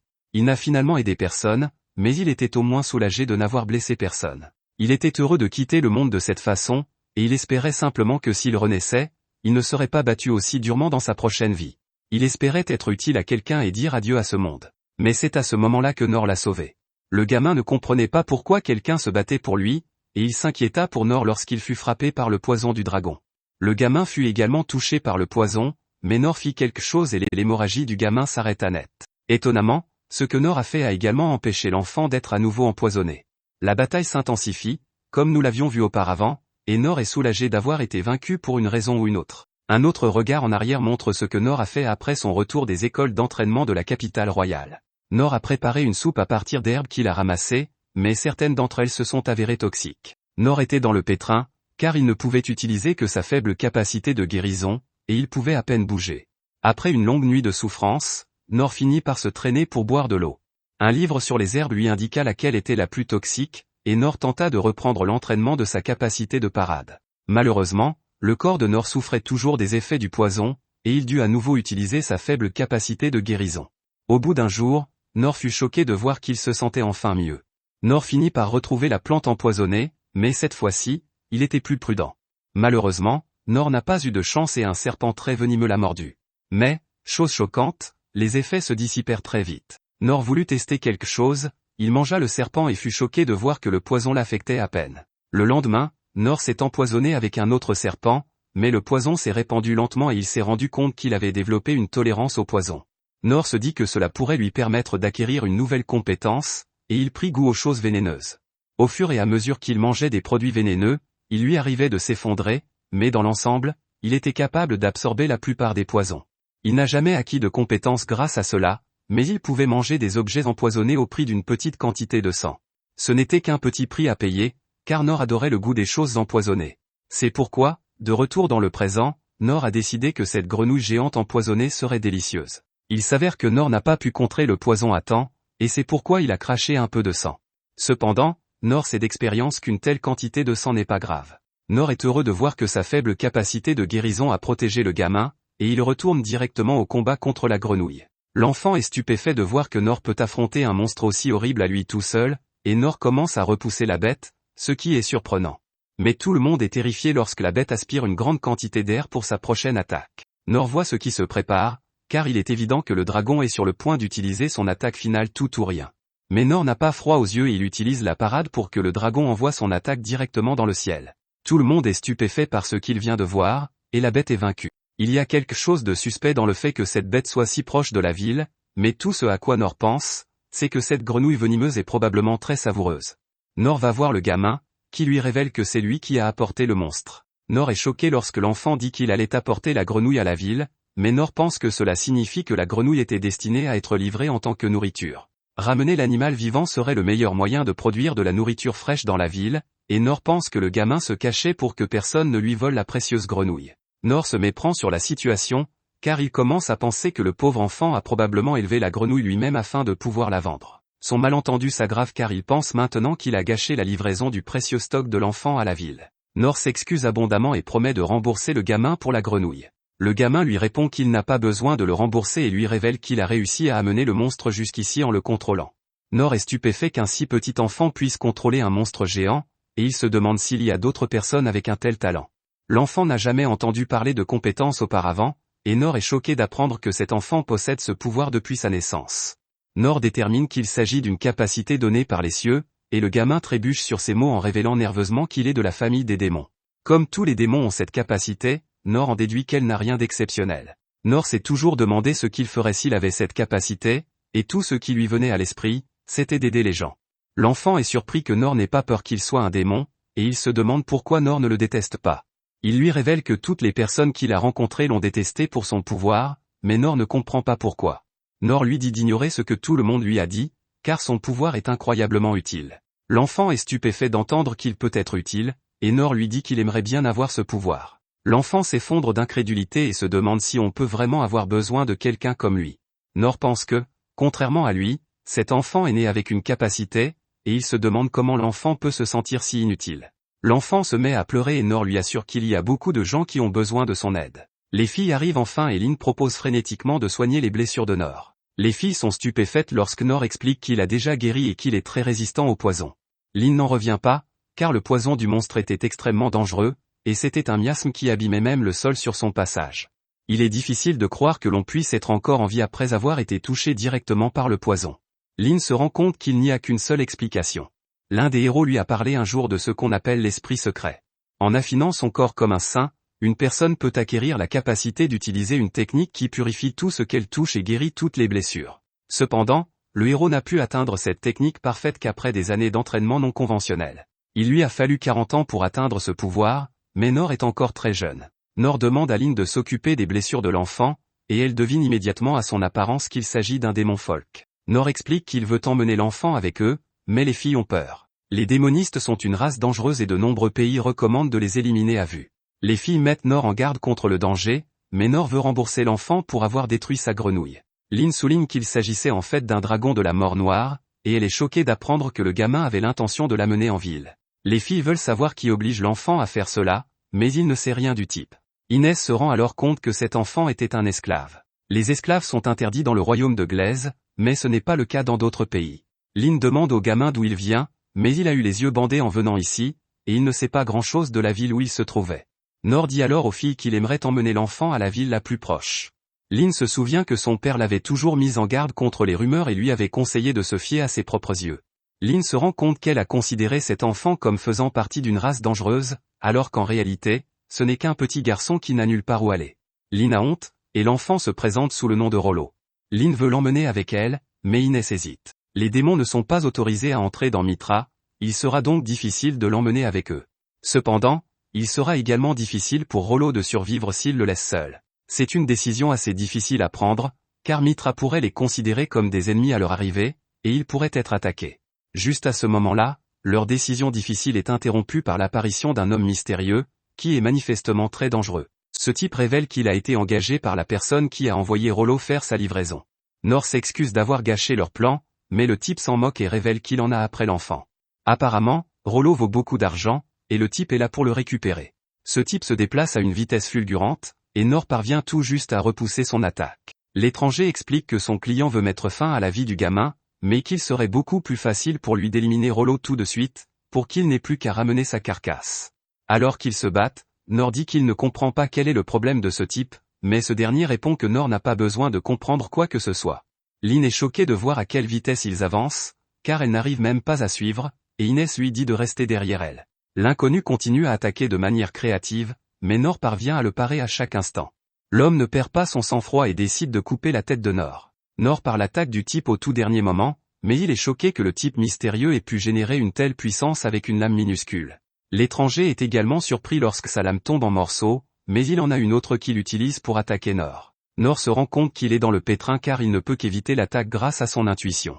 Il ne pourra pas tenir longtemps car se battre tout en essayant de protéger Rollo lui coûte cher. Lin est horrifiée par la puissance qui se dégage de leur combat, et elle ne peut même pas bouger. Inès utilise son bouclier pour la protéger et lui révèle qu'elle vient de réaliser quelque chose, l'apparence de cet homme, ainsi que son immense force, montre clairement qu'il s'agit de l'ancien aventurier de rang S appelé Zadu. Un retour en arrière montre Inès après avoir trouvé des documents sur une affaire non résolue. Cette affaire a été classée parce que la cible avait été officiellement éliminée, mais ce n'était pas vrai. La cible était Zadu, qui était devenu un aventurier de rang S à un jeune âge, ce qui faisait de lui une cible pour les autres rangs S. Inès a été choquée d'entendre cela, car les cibles de rang S ne sont généralement pas des humains. Gilbert était impatient d'éliminer Zadu, mais les héros lui ont dit de ne pas essayer. S'ils ont prétendu que Zadu avait été éliminé, c'est parce qu'il est en réalité trop fort pour être éliminé. Ils ont décidé de clore l'affaire parce qu'ils ne voulaient pas envoyer d'autres personnes pour se faire éliminer. Gilbert étant toujours curieux, ils ont expliqué qu'enfant, Zadu maîtrisait l'art ancien de l'alchimie naine. À l'âge de 13 ans, il a reçu le nom de « tueur de dragons ». Gilbert était choqué, car cela signifiait que ce type était encore plus prodige que lui. Zadu devint très célèbre, et tous les aventuriers l'admiraient. Cependant, il n'utilisait pas toujours ses talents à bon escient. Zadu a éliminé plusieurs civils pour une raison inconnue, mais la guilde n'a pas voulu lui retirer sa licence d'aventurier parce qu'il lui avait beaucoup apporté. Zadu a même éliminé un monstre menaçant de niveau catastrophe par ses propres moyens. La décision sur la façon de traiter avec lui était partagée, ils ont donc décidé de la reporter. Zadu accepte n'importe quel travail tant qu'il est bien payé, et les choses comme la morale n'ont aucune importance pour lui.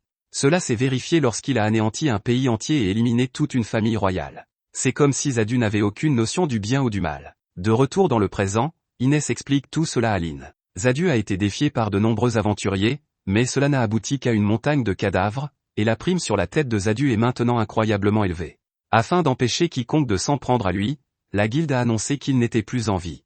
Zadu et Nor font une pause dans leur combat car Zadu est déçu de voir que toute sa collection de dagues a été détruite. Elles sont fabriquées dans des matériaux qui ne sont pas censés se briser aussi facilement, et Nor se demande si Zadu ne cherche pas à se faire rembourser. Zadu trouve Nor assez bizarre, mais pas autant que son épée. Zadu décide de jouer la carte de la sécurité en lançant son épée dans le ciel, et Inès est choquée de voir qu'elle se brise en plusieurs épées. Cette attaque est assez célèbre, car elle peut prendre plusieurs centaines de vies en un clin d'œil. Il s'agit d'une arme que Zadu a transmutée lui-même et qui s'appelle la croix d'argent. Zadu l'utilise pour attaquer, et Nor parvient à peine à protéger Rollo à temps. Nor sait qu'il ne pourra pas gagner et Inès se rend compte de la gravité de la situation. Inès décide que Nor et Rollo mourront tous les deux si elle ne les aide pas, mais elle se rappelle que sa mission est d'assurer la survie de Lynn. Inès se rend compte de quelque chose et demande à Lynn la permission de la quitter pour participer à la bataille. Nor fait de son mieux pour repousser toutes les épées, mais l'un des essaims est trop rapide pour lui. Heureusement pour Nor, Inès arrive juste à temps. Inès répète que son travail consiste à protéger Lynn, mais elle a compris que cela signifie qu'elle doit garder Nor en vie. Inès utilise ses puissants boucliers pour repousser Zadu, mais il est clair qu'aucun d'entre eux ne pourra le toucher. En effet, Zadu et ses épées se déplacent beaucoup trop vite. Inès s'en rend également compte et décide de se concentrer sur la défense pendant que Nor s'occupe de Zadu. Nor n'est pas sûr d'y arriver, car les sèmes d'épée de Zadu se déplacent comme une créature vivante. C'est alors que Nor a une idée et demande à Inès de déplacer l'un de ses boucliers à son signal. Nor s'améliore alors physiquement en demandant à Inès de déplacer un bouclier, et Nor lance les crocs du dragon qu'il a vaincu en direction de Zadu. Les crocs sont incroyablement puissants, et Inès est choquée de voir que Nor a pu briser les épées de Zadu avec. Nor continue d'utiliser son attaque lancée de pierre et parvient à détruire la plupart des épées. Zadu sort de nulle part pour attaquer Inès, mais Nor parvient à l'arrêter. Zadu ne comprend pas comment Nor a pu arrêter son attaque, mais ce qui est encore plus étrange, c'est que sa dague en adamite a été brisée par Nor. Zadu essaie d'attaquer à nouveau, mais il obtient le même résultat. Il trouve Nor plutôt bizarre et lui demande comment il a pu voir ses attaques et les contrer. Nor répond que c'est juste quelque chose qu'il peut faire, mais Zadu voit bien qu'il y a plus que ça. Zadu décide d'en rester là et de partir, car récupérer ses armes après qu'elles ont été brisées est une véritable plaie. Mais ce n'est pas tout, car il lui explique qu'une grande fête aura lieu dans la capitale royale. Inès n'est pas rassurée, mais Zadu n'a malheureusement pas plus de détails sur cet événement extravagant. Zadu dit que Nor est l'homme le plus étrange qu'il ait jamais rencontré, et il dit à Rollo de s'estimer très chanceux. Zadu tente une dernière attaque sournoise, mais Nor l'arrête une fois de plus, et Zadu fait remarquer que c'est à cause de Nor qu'il n'a pas pu obtenir sa récompense pour avoir retrouvé Rollo. Zadu s'en va et tout le monde se demande ce qui va se passer à la capitale. Nor pense qu'il devrait rentrer, d'autant plus qu'ils ne pourront pas emmener Rollo à Mitra. C'est alors que Rollo se met à trembler de façon incontrôlable après avoir entendu qu'ils venaient tous de la capitale royale. Il dit à tout le monde qu'ils ne peuvent pas rentrer à cause de quelque chose de terrifiant. Rollo a entendu dire que le plus grand monstre se rendait dans la capitale royale et qu'il était assez puissant pour anéantir toute la ville. Lynn se rend compte que la situation est plus urgente qu'elle ne le pensait et décide de retourner à la capitale. Nor est d'accord avec sa décision, mais Inès refuse. Elle est choquée lorsque Lynn lui révèle qu'elle sait exactement ce que Rin lui a ordonné de faire. Lynn dit qu'elles subiront le même sort que les démons si elles abandonnent la capitale, et qu'elles doivent donc y retourner pour avertir tout le monde de l'existence du monstre. Inès cède et accepte de rentrer, mais elle demande à Lynn de ne pas la quitter d'une semelle. Nor pense qu'il serait préférable pour Rollo qu'ils se séparent, mais Rollo refuse. Il est sûr que c'est un peuple démoniaque qui a amené le monstre, et même s'il pense qu'il ne pourra rien faire, il veut quand même aider.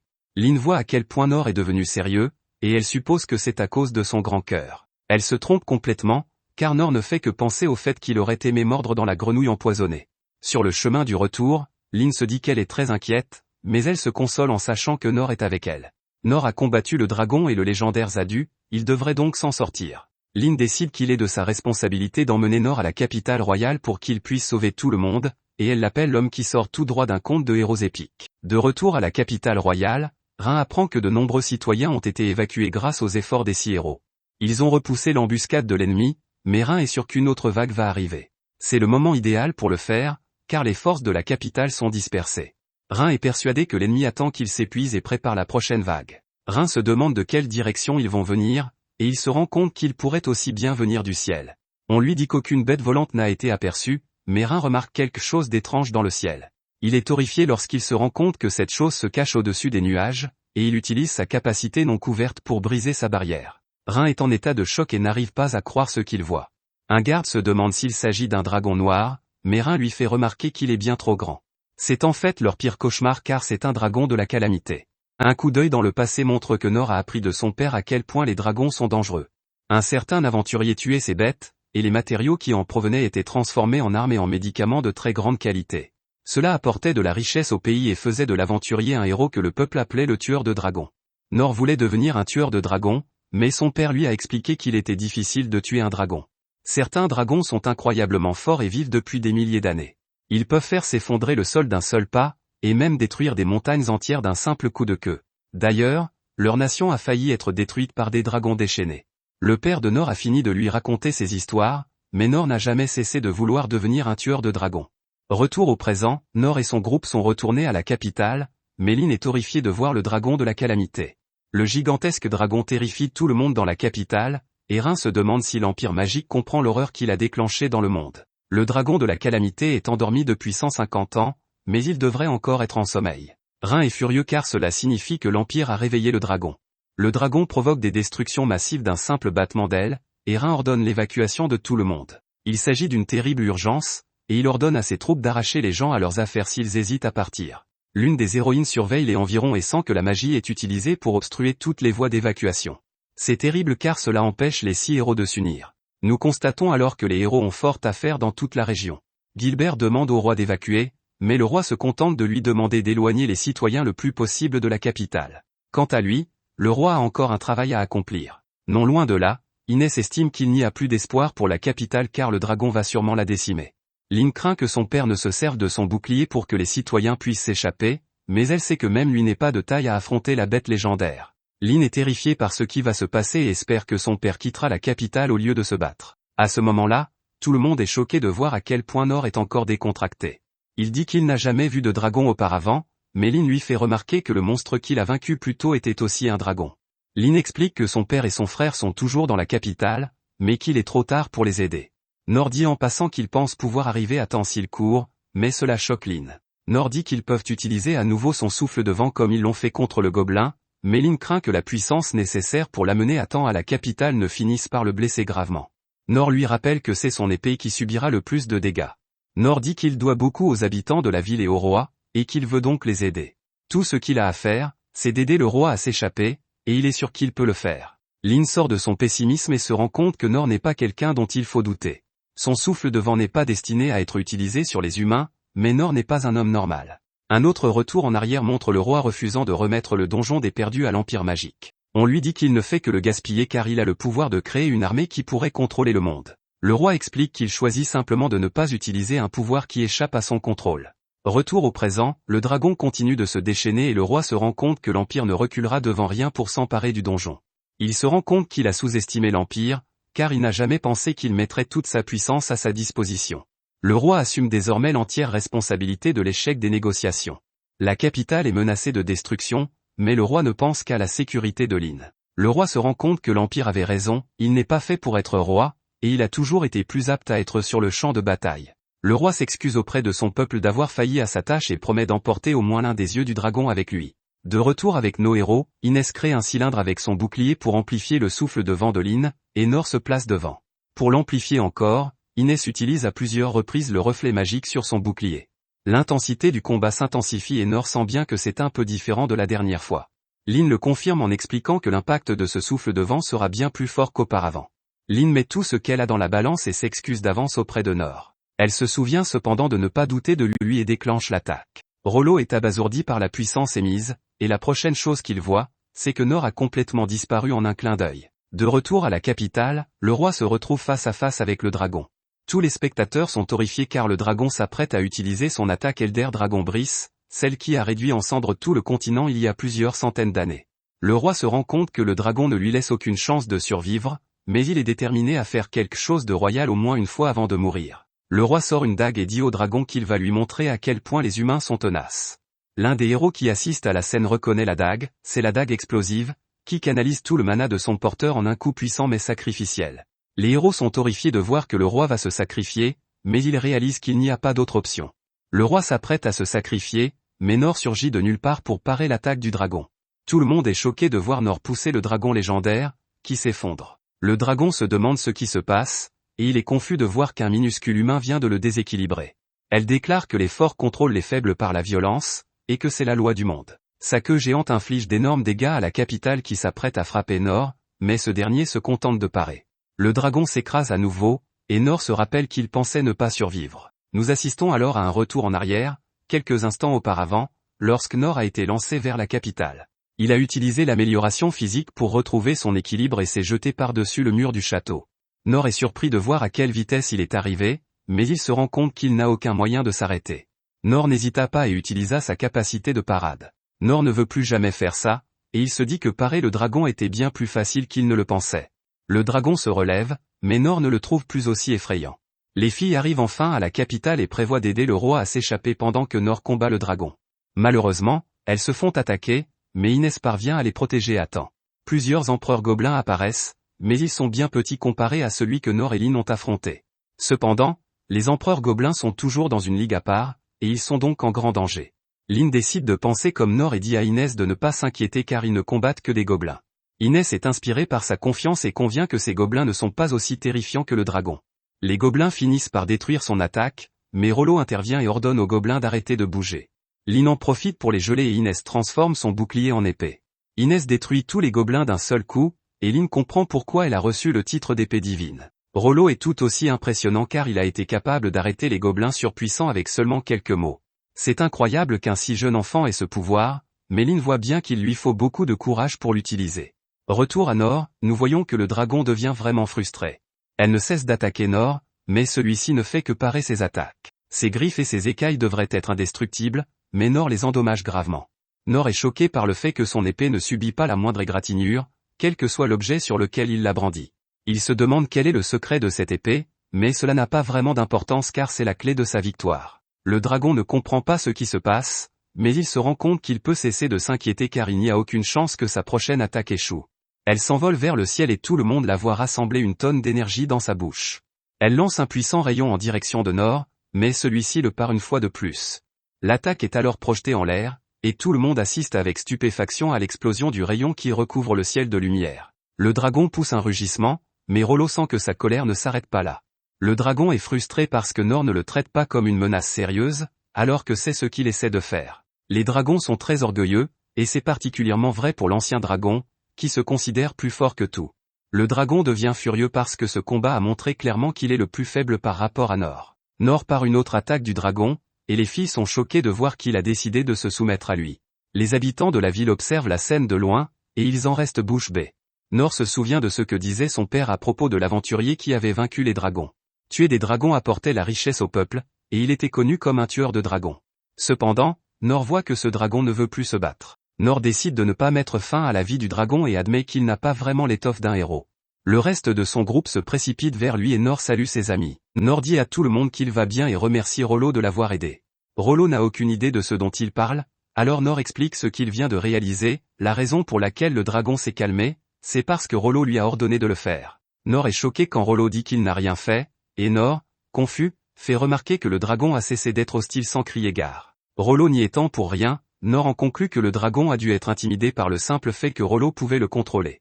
Tout le monde est alors stupéfait lorsque Nor dit à Rollo de renvoyer le dragon d'où il vient. Les autres font remarquer que le dragon est encore très dangereux et qu'il vaut mieux l'éliminer pendant qu'on en a l'occasion. Nor comprend les risques, mais il ne veut pas faire de mal à la bête. Nor sait qu'il demande quelque chose d'égoïste, mais Lyn comprend et accepte. Rollo n'est pas sûr de pouvoir donner des ordres à un dragon aussi puissant, et il pense qu'il ne pourra le faire que poliment. Nor voit bien que Rollo n'aime pas montrer son pouvoir, alors il lui assure que Lyn et Inès n'auront pas peur de lui. Ces paroles donnent du courage à Rollo, qui tente sa chance.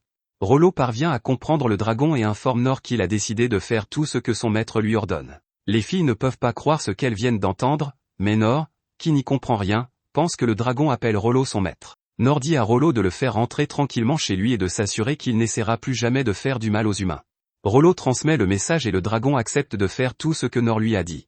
Le dragon s'envole dans le ciel et rugit une dernière fois avant de partir. Tout le monde regarde la bête légendaire partir paisiblement, mais Nor est horrifié lorsqu'une puissante attaque le fait tomber du ciel. La terreur est partagée par tout le monde, et nous voyons que le chef maléfique de l'Empire est à l'origine de l'attaque. Darius est très content de lui, et il dit que même un dragon qui a vécu pendant des milliers d'années n'est finalement qu'une bête stupide. Le dragon n'était qu'un pion, mais il est déçu qu'il n'ait pas détruit la capitale. Il décide de lancer l'attaque de toute façon, et fait donc venir son armée à proximité.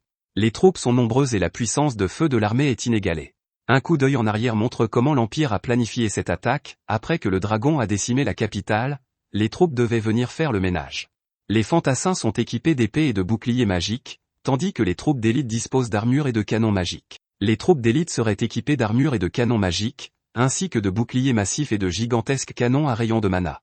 Le roi était très satisfait de ce plan, mais un soldat nommé Randius avait un problème avec la guerre. Il pensait que le pays n'en bénéficierait pas à long terme, mais Darius le réduisit au silence. Il a refusé que quiconque représente une menace pour eux et a déclaré qu'ils allaient montrer à tout le monde la puissance de leur magie. Darius veut que cette guerre entre dans l'histoire pour que tout le monde sache que le royaume de Clé a pris une décision insensée. Il veut aussi que tout le monde sache que c'est un pays d'imbéciles qui a négligé l'entretien du donjon des perdus. Ils ont été entraînés sur le chemin de la ruine par leur propre cupidité égoïste. Quant à Darius, il sera connu comme celui qui a libéré le pays de cette folie. Non loin de là, Nor et les autres trouvent le dragon, mais ils ne peuvent pas savoir s'il est encore vivant sans s'approcher. C'est alors qu'ils aperçoivent l'Empire magique, qui les repère à son tour. Ils voient la princesse Lynn, mais le plus inquiétant, c'est qu'Inès est avec elle.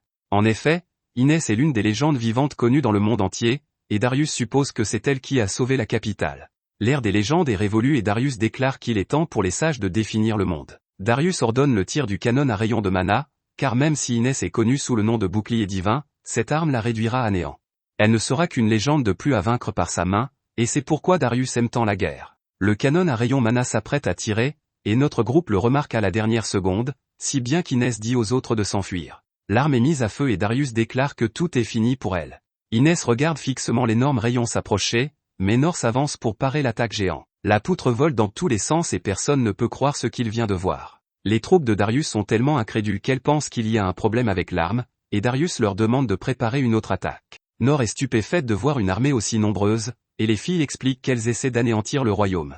Le royaume des Argiles a lui aussi une armée, mais elle n'a aucune chance face à l'Empire. Inès veut que Lynn batte en retraite avec elle, alors Lynn se demande ce que Nor a l'intention de faire. Nor répond que cela devrait être évident, et il pense qu'il doit s'enfuir pour sauver sa vie et quitter cet endroit le plus vite possible. Lynn reconnaît que c'était une question stupide à poser, mais elle pense clairement qu'il va faire quelque chose d'héroïque. Nor se demande pourquoi elle sourit et si elle a compris ce qu'il voulait dire. Nor tente de préciser qu'il va s'enfuir, mais ils sont interrompus par une nouvelle attaque. Inès la bloque cette fois, et Darius, agacé, décide de se mettre à l'abri à l'arrière de son armée.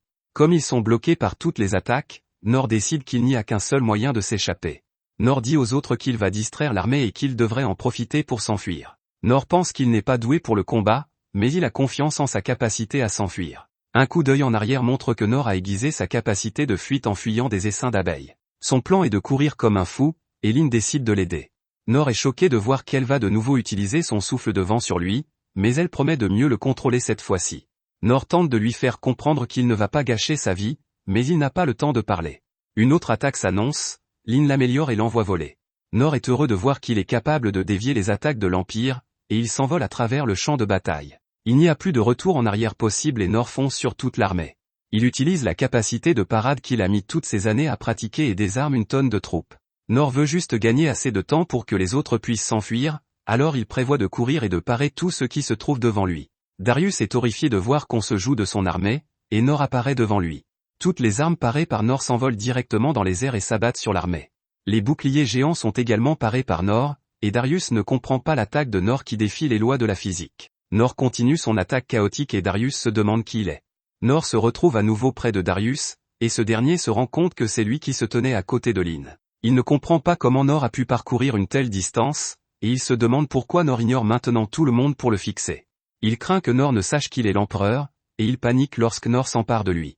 Paniqué, Darius se rappelle que son armure et son épée sont faites de matériaux extrêmement puissants, et il décide de se défendre. Nor passe à côté de lui et il suppose que Nor s'est enfui, mais il se fait simplement frapper par les canons à rayon mana. Nord continue de voler comme un fou et Darius se rend à l'évidence, son armée géante est détruite, tout comme ses boucliers qui étaient censés résister au souffle d'un dragon. Ils ne valent plus rien et Darius exige de savoir qui est Nord. À ce moment-là, Darius reconnaît la lame noire de Clay qui se trouvait derrière son trône. Darius est horrifié car c'est la seule relique de donjon qu'il désire par-dessus tout. Le plus choquant, c'est que cette épée est faite d'un métal inconnu et qu'elle est censée être trop lourde pour être portée par un humain normal. Même les King Clay, d'une force phénoménale, ont dû utiliser leurs deux mains pour la manier. Il n'y a aucune chance que ce type puisse surpasser Clay, mais Nord jette facilement l'épée par-dessus son épaule. Darius est vraiment terrifié par Nord parce qu'il a détruit toute l'armée à lui tout seul et qu'il le garde en vie pour le torturer. Darius est tellement effrayé qu'il se mouille et part en courant.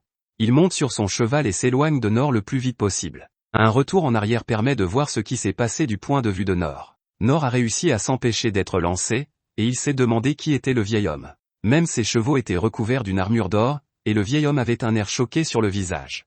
Nord n'eut pas le temps de réfléchir, car les armes des soldats redescendaient du ciel. Les soldats l'attaqueraient tous en même temps s'ils parvenaient à récupérer leurs armes, alors Nord continuait à les parer dans le ciel. Nord fit de même avec les boucliers géants et se heurta à nouveau au vieil homme. Nord devait continuer à parer les armes, mais il devait aussi se rappeler de s'arrêter et de reprendre son souffle avant de s'évanouir. Nord ne voyait pas de raison de parer l'épée du vieil homme, car il n'était manifestement pas une menace. Au lieu de cela, Nord continua à parer à travers l'armée. Cependant, Nord ne pouvait s'empêcher de penser que le vieil homme allait être blessé s'il restait sur le champ de bataille. Le vieil homme se demandait pourquoi Nord ne mettait pas fin à ses jours, mais Nord voulait lui montrer que ce n'était pas son intention. Nord était trop épuisé pour lui dire, alors il lui a souri. Mais cela se retourna contre lui, car son sourire maladroit était terrifiant, et le vieil homme s'enfuit. À ce moment-là, Nord ressentit une vive douleur et réalisa qu'il avait dû atteindre sa limite. Malheureusement, sa faible capacité de guérison ne lui permettait pas de soigner un tel épuisement. Nord crachait du sang alors qu'il était encerclé, et il espérait que ses amis parviendraient à s'enfuir sans encombre. Alors que Nord se préparait à mourir, il fut choqué d'entendre quelqu'un utiliser une attaque familière. Les soldats autour de lui étaient anéantis, mais Nord ne se souvenait pas du nom de Gilbert et l'a mal prononcé à plusieurs reprises. Gilbert fut surpris de voir les dégâts causés par Nord à lui tout seul. Nord est stupéfait lorsqu'il voit l'instructeur qu'il a rencontré il y a longtemps et qui s'appelle SIG. SIG ne l'a pas reconnu, mais il a remercié Nord de s'être attaqué à l'armée. SIG et Gilbert allèrent nettoyer le reste de l'armée, et Nord fut stupéfait de voir à quel point son ancien instructeur était puissant. C'était la puissance de l'épéiste que Nord avait toujours rêvé d'être. Les autres héros regardaient aussi, mais ils étaient déçus car ils avaient demandé à SIG de ne pas prendre trop de vie. Mais ils ne pouvaient pas faire autrement, car ils étaient en infériorité numérique.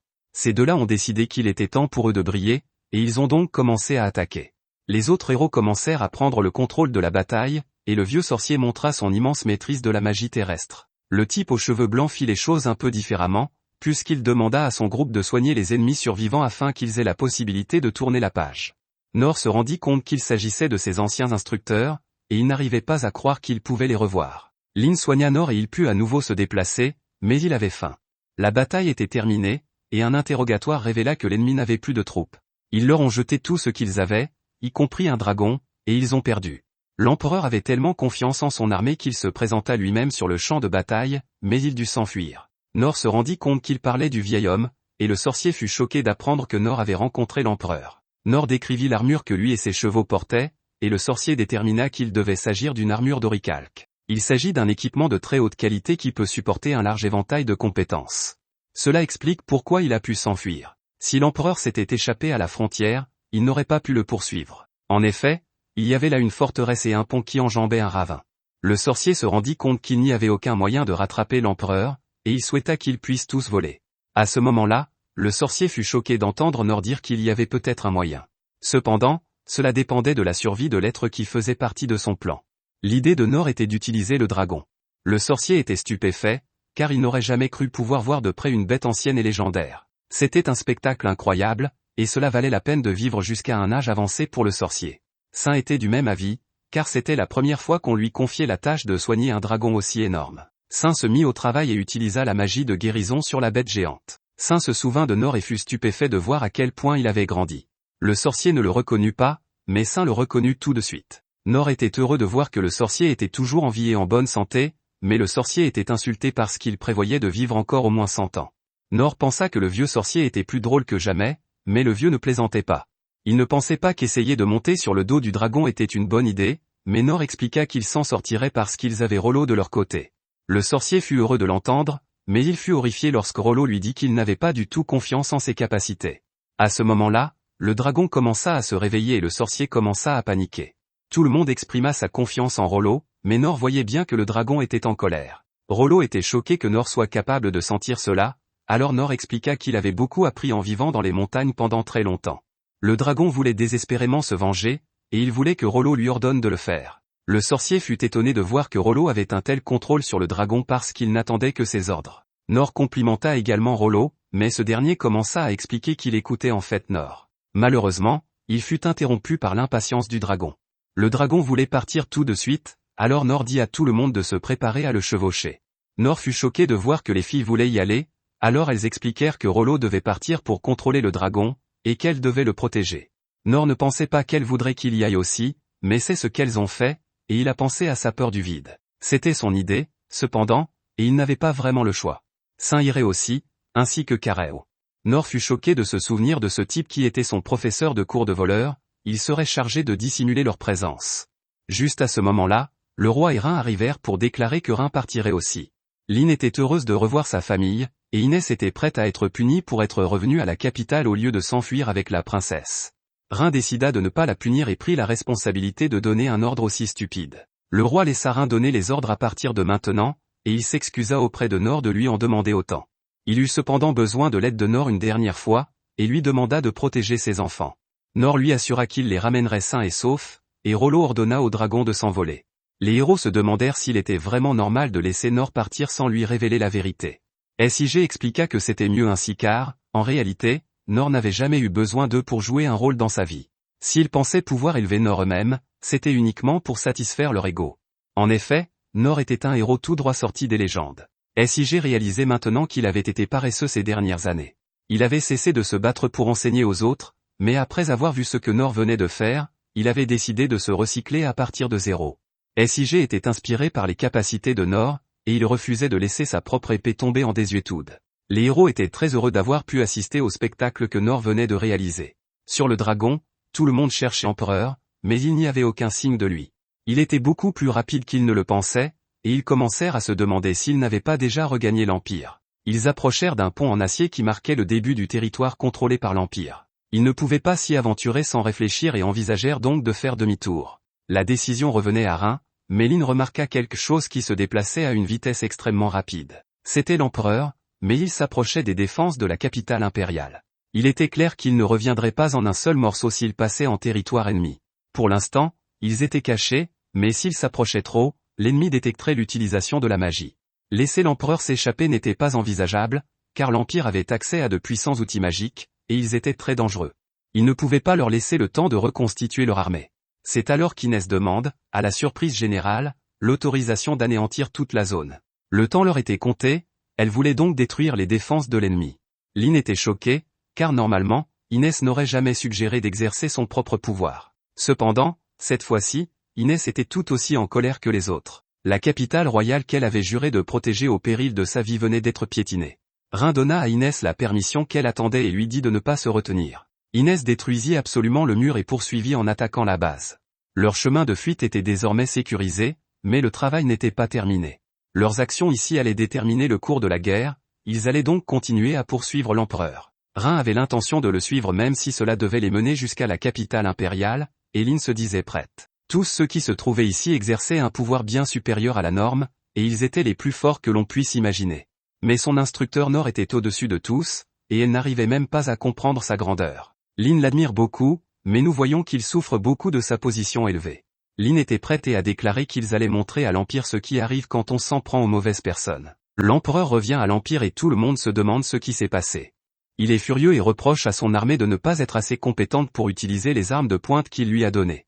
À ce moment-là, tout le monde est terrifié en réalisant que le dragon de la calamité se dirige droit sur eux. Le roi était persuadé que le dragon était mort et qu'il était impossible de ressusciter une bête légendaire comme celle-là. Cependant, il se rend compte qu'ils ont sain de leur côté, l'homme qui est capable d'utiliser la magie de guérison bien plus que n'importe qui d'autre. Ressusciter la bête est une chose, mais lui faire faire ce qu'ils disent est incroyable. Il comprend alors qu'ils doivent avoir un démon folk avec eux et cherche désespérément son dompteur de monstres. Celui-ci s'appelle Lude, mais il a dû se rendre dans une autre nation pour affaire. Le roi perd la tête en pensant que Lude l'a trahi, et il ordonne à son général de mettre au point un plan pour arranger la situation. Le roi surprend alors tout le monde en leur demandant de préparer son arme ultime, appelée Kérono. Cette arme n'est encore qu'en phase de test, et ils n'ont aucun moyen de la viser correctement. De plus, sa puissance reste trop élevée. Les assistants du roi le supplient donc de changer d'avis. Elle est trop dangereuse pour être utilisée en ville, mais le roi fait remarquer que la calamité s'approche d'eux en ce moment même. Les assistants continuent de l'implorer, mais le roi leur fait comprendre que sa décision n'est pas à discuter. L'arme est préparée et prend toute l'énergie de la ville pour se mettre en marche. Il s'agit de la plus grande merveille technologique de l'Empire, et Darius donne l'ordre de tirer. L'empereur assiste à la plus grande attaque de l'histoire de l'humanité, mais Nor la part. Tout le monde est confus de voir le rayon dévier, mais ils ont un problème encore plus grave. Le roi leur a ordonné d'utiliser la trace de mana pour viser l'arme, mais cela signifie que les fours à mana de l'Empire sont devenus la cible du tir. Les assistants du roi commencent à l'abandonner l'un après l'autre, et le roi est désespéré car il ne peut que regarder son empire se faire détruire. Un retour en arrière, juste avant l'attaque, montre que Nor s'est réveillé au moment où ils arrivaient à l'Empire. C'est juste à temps qu'il voit le coup de feu, et Inès se prépare à essayer de le bloquer. Inès se prépare à essayer de bloquer le tir, mais Nor bondit en avant et par le gigantesque rayon. Tout le monde est abasourdi et Nor s'écrase dans le château de l'empereur. Entre-temps, le général du roi a trouvé une solution à la situation. Malheureusement pour Darius, le plan du général consiste à l'éliminer. L'empereur implore qu'on lui laisse la vie sauve, mais tout le monde le déteste et refuse de lui obéir plus longtemps. L'empereur est sur le point d'être éliminé, mais Nor arrive en trombe. Le général suppose que Nor essaie de protéger le roi, mais Nor n'a en fait aucune idée de ce qui se passe. Nor ne sait toujours pas qui est le type à l'armure brillante, alors il le met en sécurité en l'écrasant au sol. Tout le monde pense que Nor est un garde du corps, et il l'ignore lorsqu'il dit qu'il s'agit d'un malentendu. Nor part leur attaque, mais il recourt à une bombe. Nor protège à nouveau le vieil homme affaibli et l'envoie sans encombre contre un mur. Nor comprend que le vieil homme est leur empereur, mais il ne comprend pas pourquoi il se ligue contre lui. Nor protège Darius une fois de plus, mais il est clair que cela fait souffrir davantage l'empereur, et les gardes se demandent si Nor n'est pas en train d'essayer d'éliminer l'empereur lui-même. Nor présente de bons arguments en soulignant l'âge de Darius, l'empereur va probablement bientôt se casser la figure tout seul, et il devrait donc laisser la nature suivre son cours. Le général explique qu'ils n'ont pas le temps car l'ennemi les attaque et qu'ils ont le dragon de la calamité de leur côté.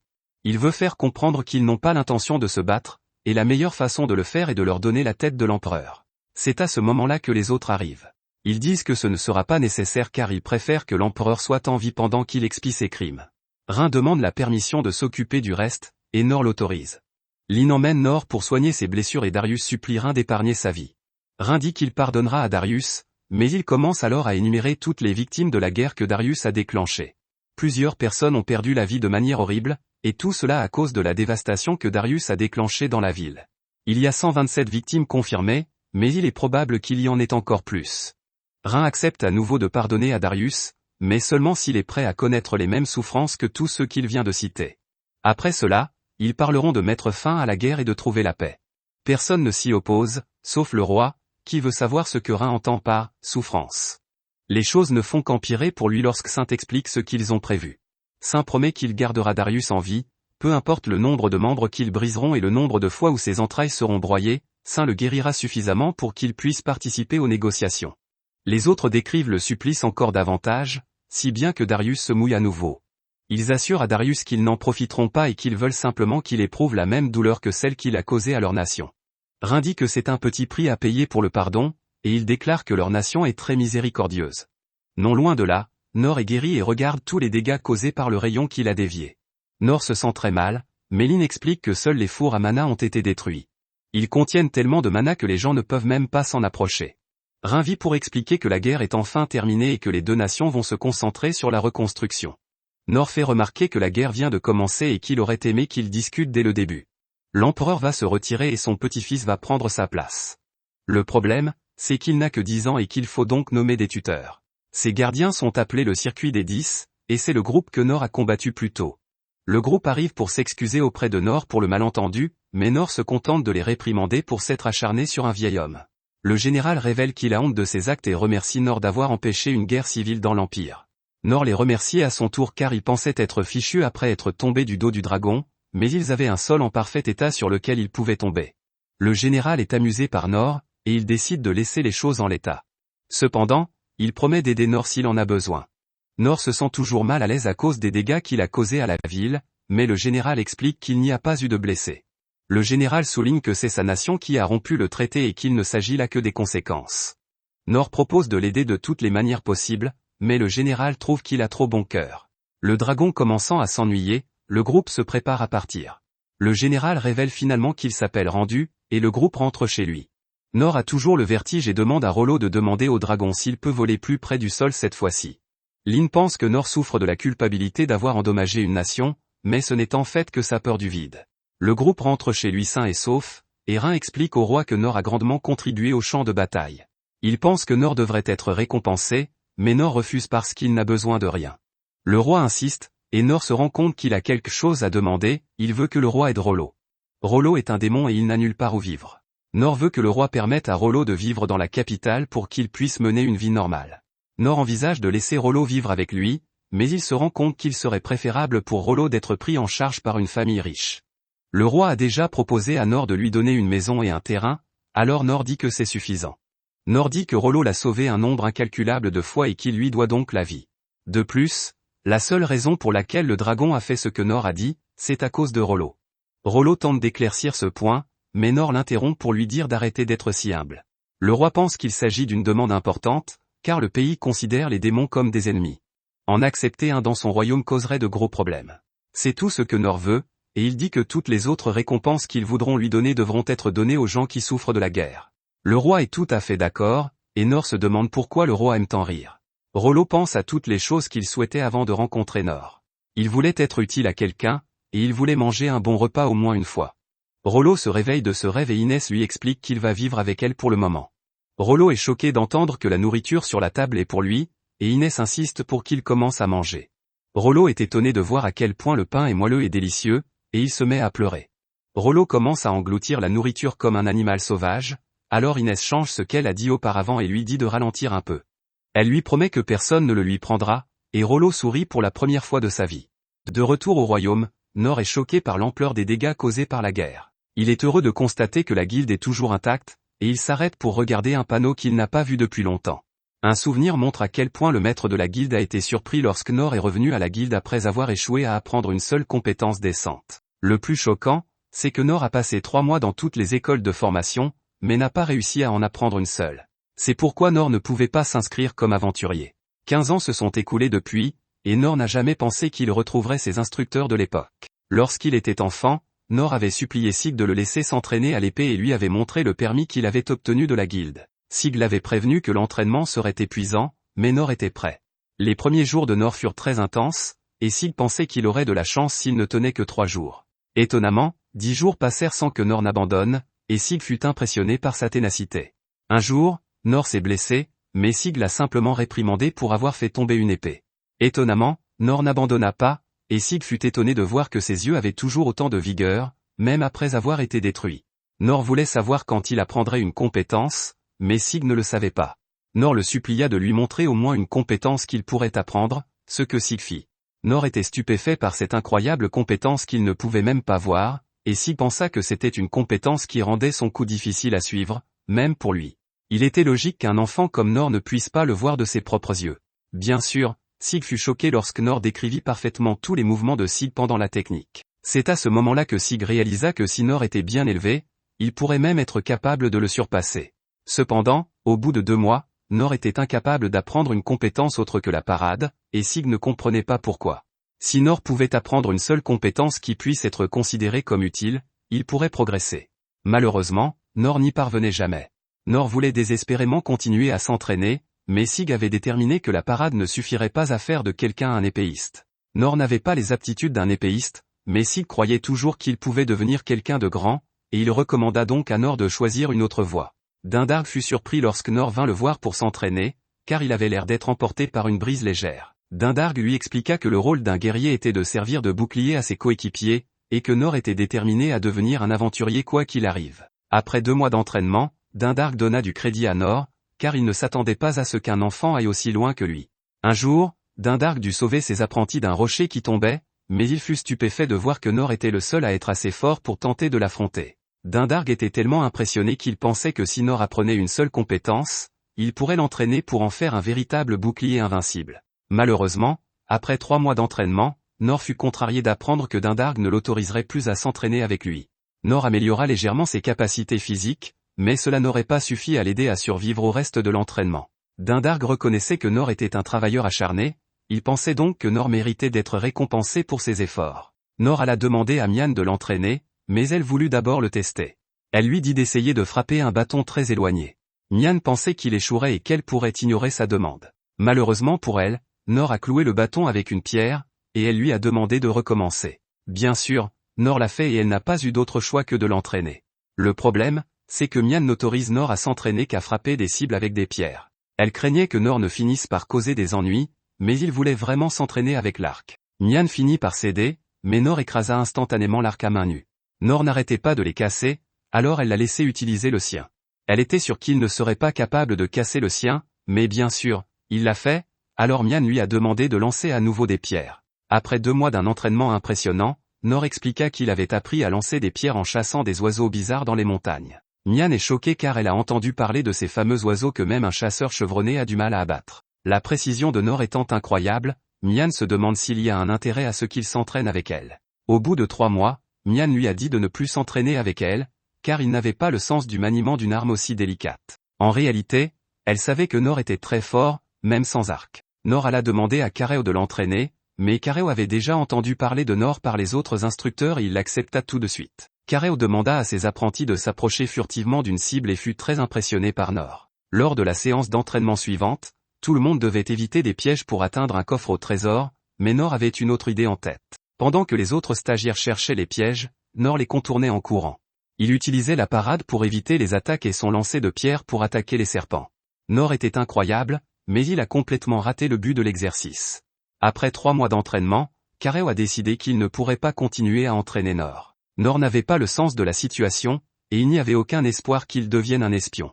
Bien sûr, Kareo est impressionné par l'endurance et la ténacité de Nor, mais comme tous les autres instructeurs, il ne le dit pas à Nor. Kareo était tellement impressionné qu'il décida d'inviter Nor à rejoindre l'agence de renseignement de la capitale si jamais il renonçait à devenir aventurier.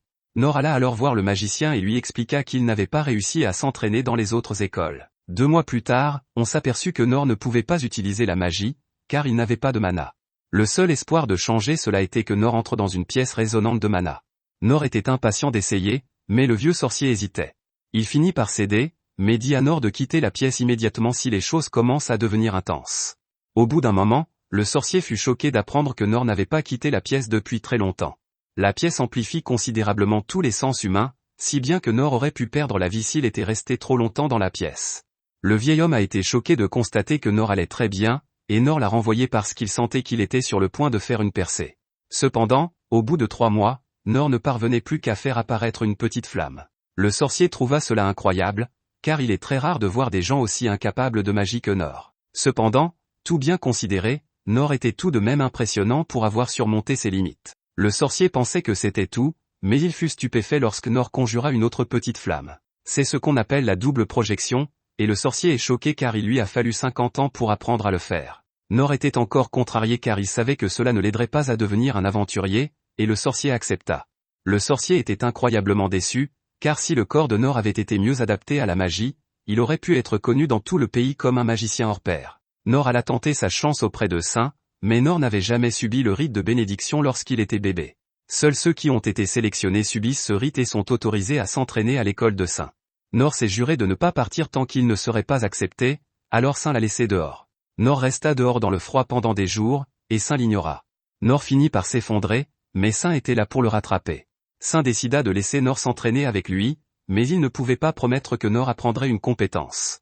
Au bout de 3 mois, Saint fut choqué d'apprendre que Nor avait appris à utiliser un sortilège appelé guérison lente. Malheureusement, ce sort n'est pas reconnu comme une compétence utile pour devenir aventurier. Nor a donc échoué une nouvelle fois.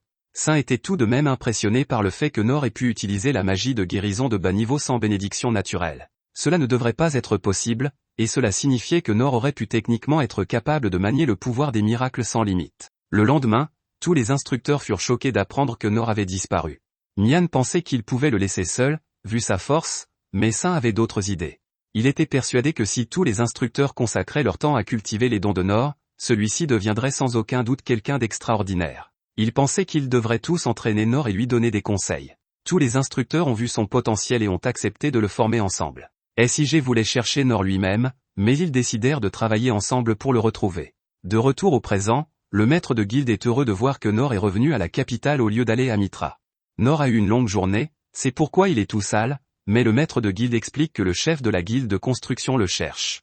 Il a besoin de Nor pour déblayer des gravats et aider à la construction de logements temporaires. C'est exactement ce que Nor est venu faire, et il part donc aider au nettoyage. Tout le monde est content qu'il aide, et Nor repense à la folle journée qu'il a passée. Le sort de Lynn l'a fait voler à plusieurs reprises, et il a beaucoup volé. Nor a besoin de se reposer, mais il décide qu'il ne pourra pas le faire tant qu'il n'aura pas nettoyé tout le château. Au château, le roi explique que la sainte théocratie de Mitra a travaillé en coulisses avec Darius pendant la guerre. Le nombre de pierres de mana que Darius possédait dans son arsenal en est la preuve. Les choses seront dangereuses à l'avenir, mais le roi est confiant car ils ont de nombreux héros forts pour protéger le royaume. Mais le plus important, c'est qu'ils ont Nor à leur côté. De retour auprès de Nor, Lynn arrive pour l'accueillir. Heureusement pour Nor, qui est affamé, Lynn lui a apporté de la nourriture, et elle va distribuer le reste aux autres. Nor est prêt à continuer à travailler, mais il se sent mal parce que, dans son esprit, son épée extraordinaire ne verra pas beaucoup d'action dans ses mains. Nor veut toujours être un aventurier, comme les héros des livres d'histoire que son père lui lisait. Nor se remet au travail, mais il prend le temps de sauver la vie de quelqu'un. Merci d'avoir regardé mon récapitulatif. Abonnez-vous à la chaîne pour plus de vidéos.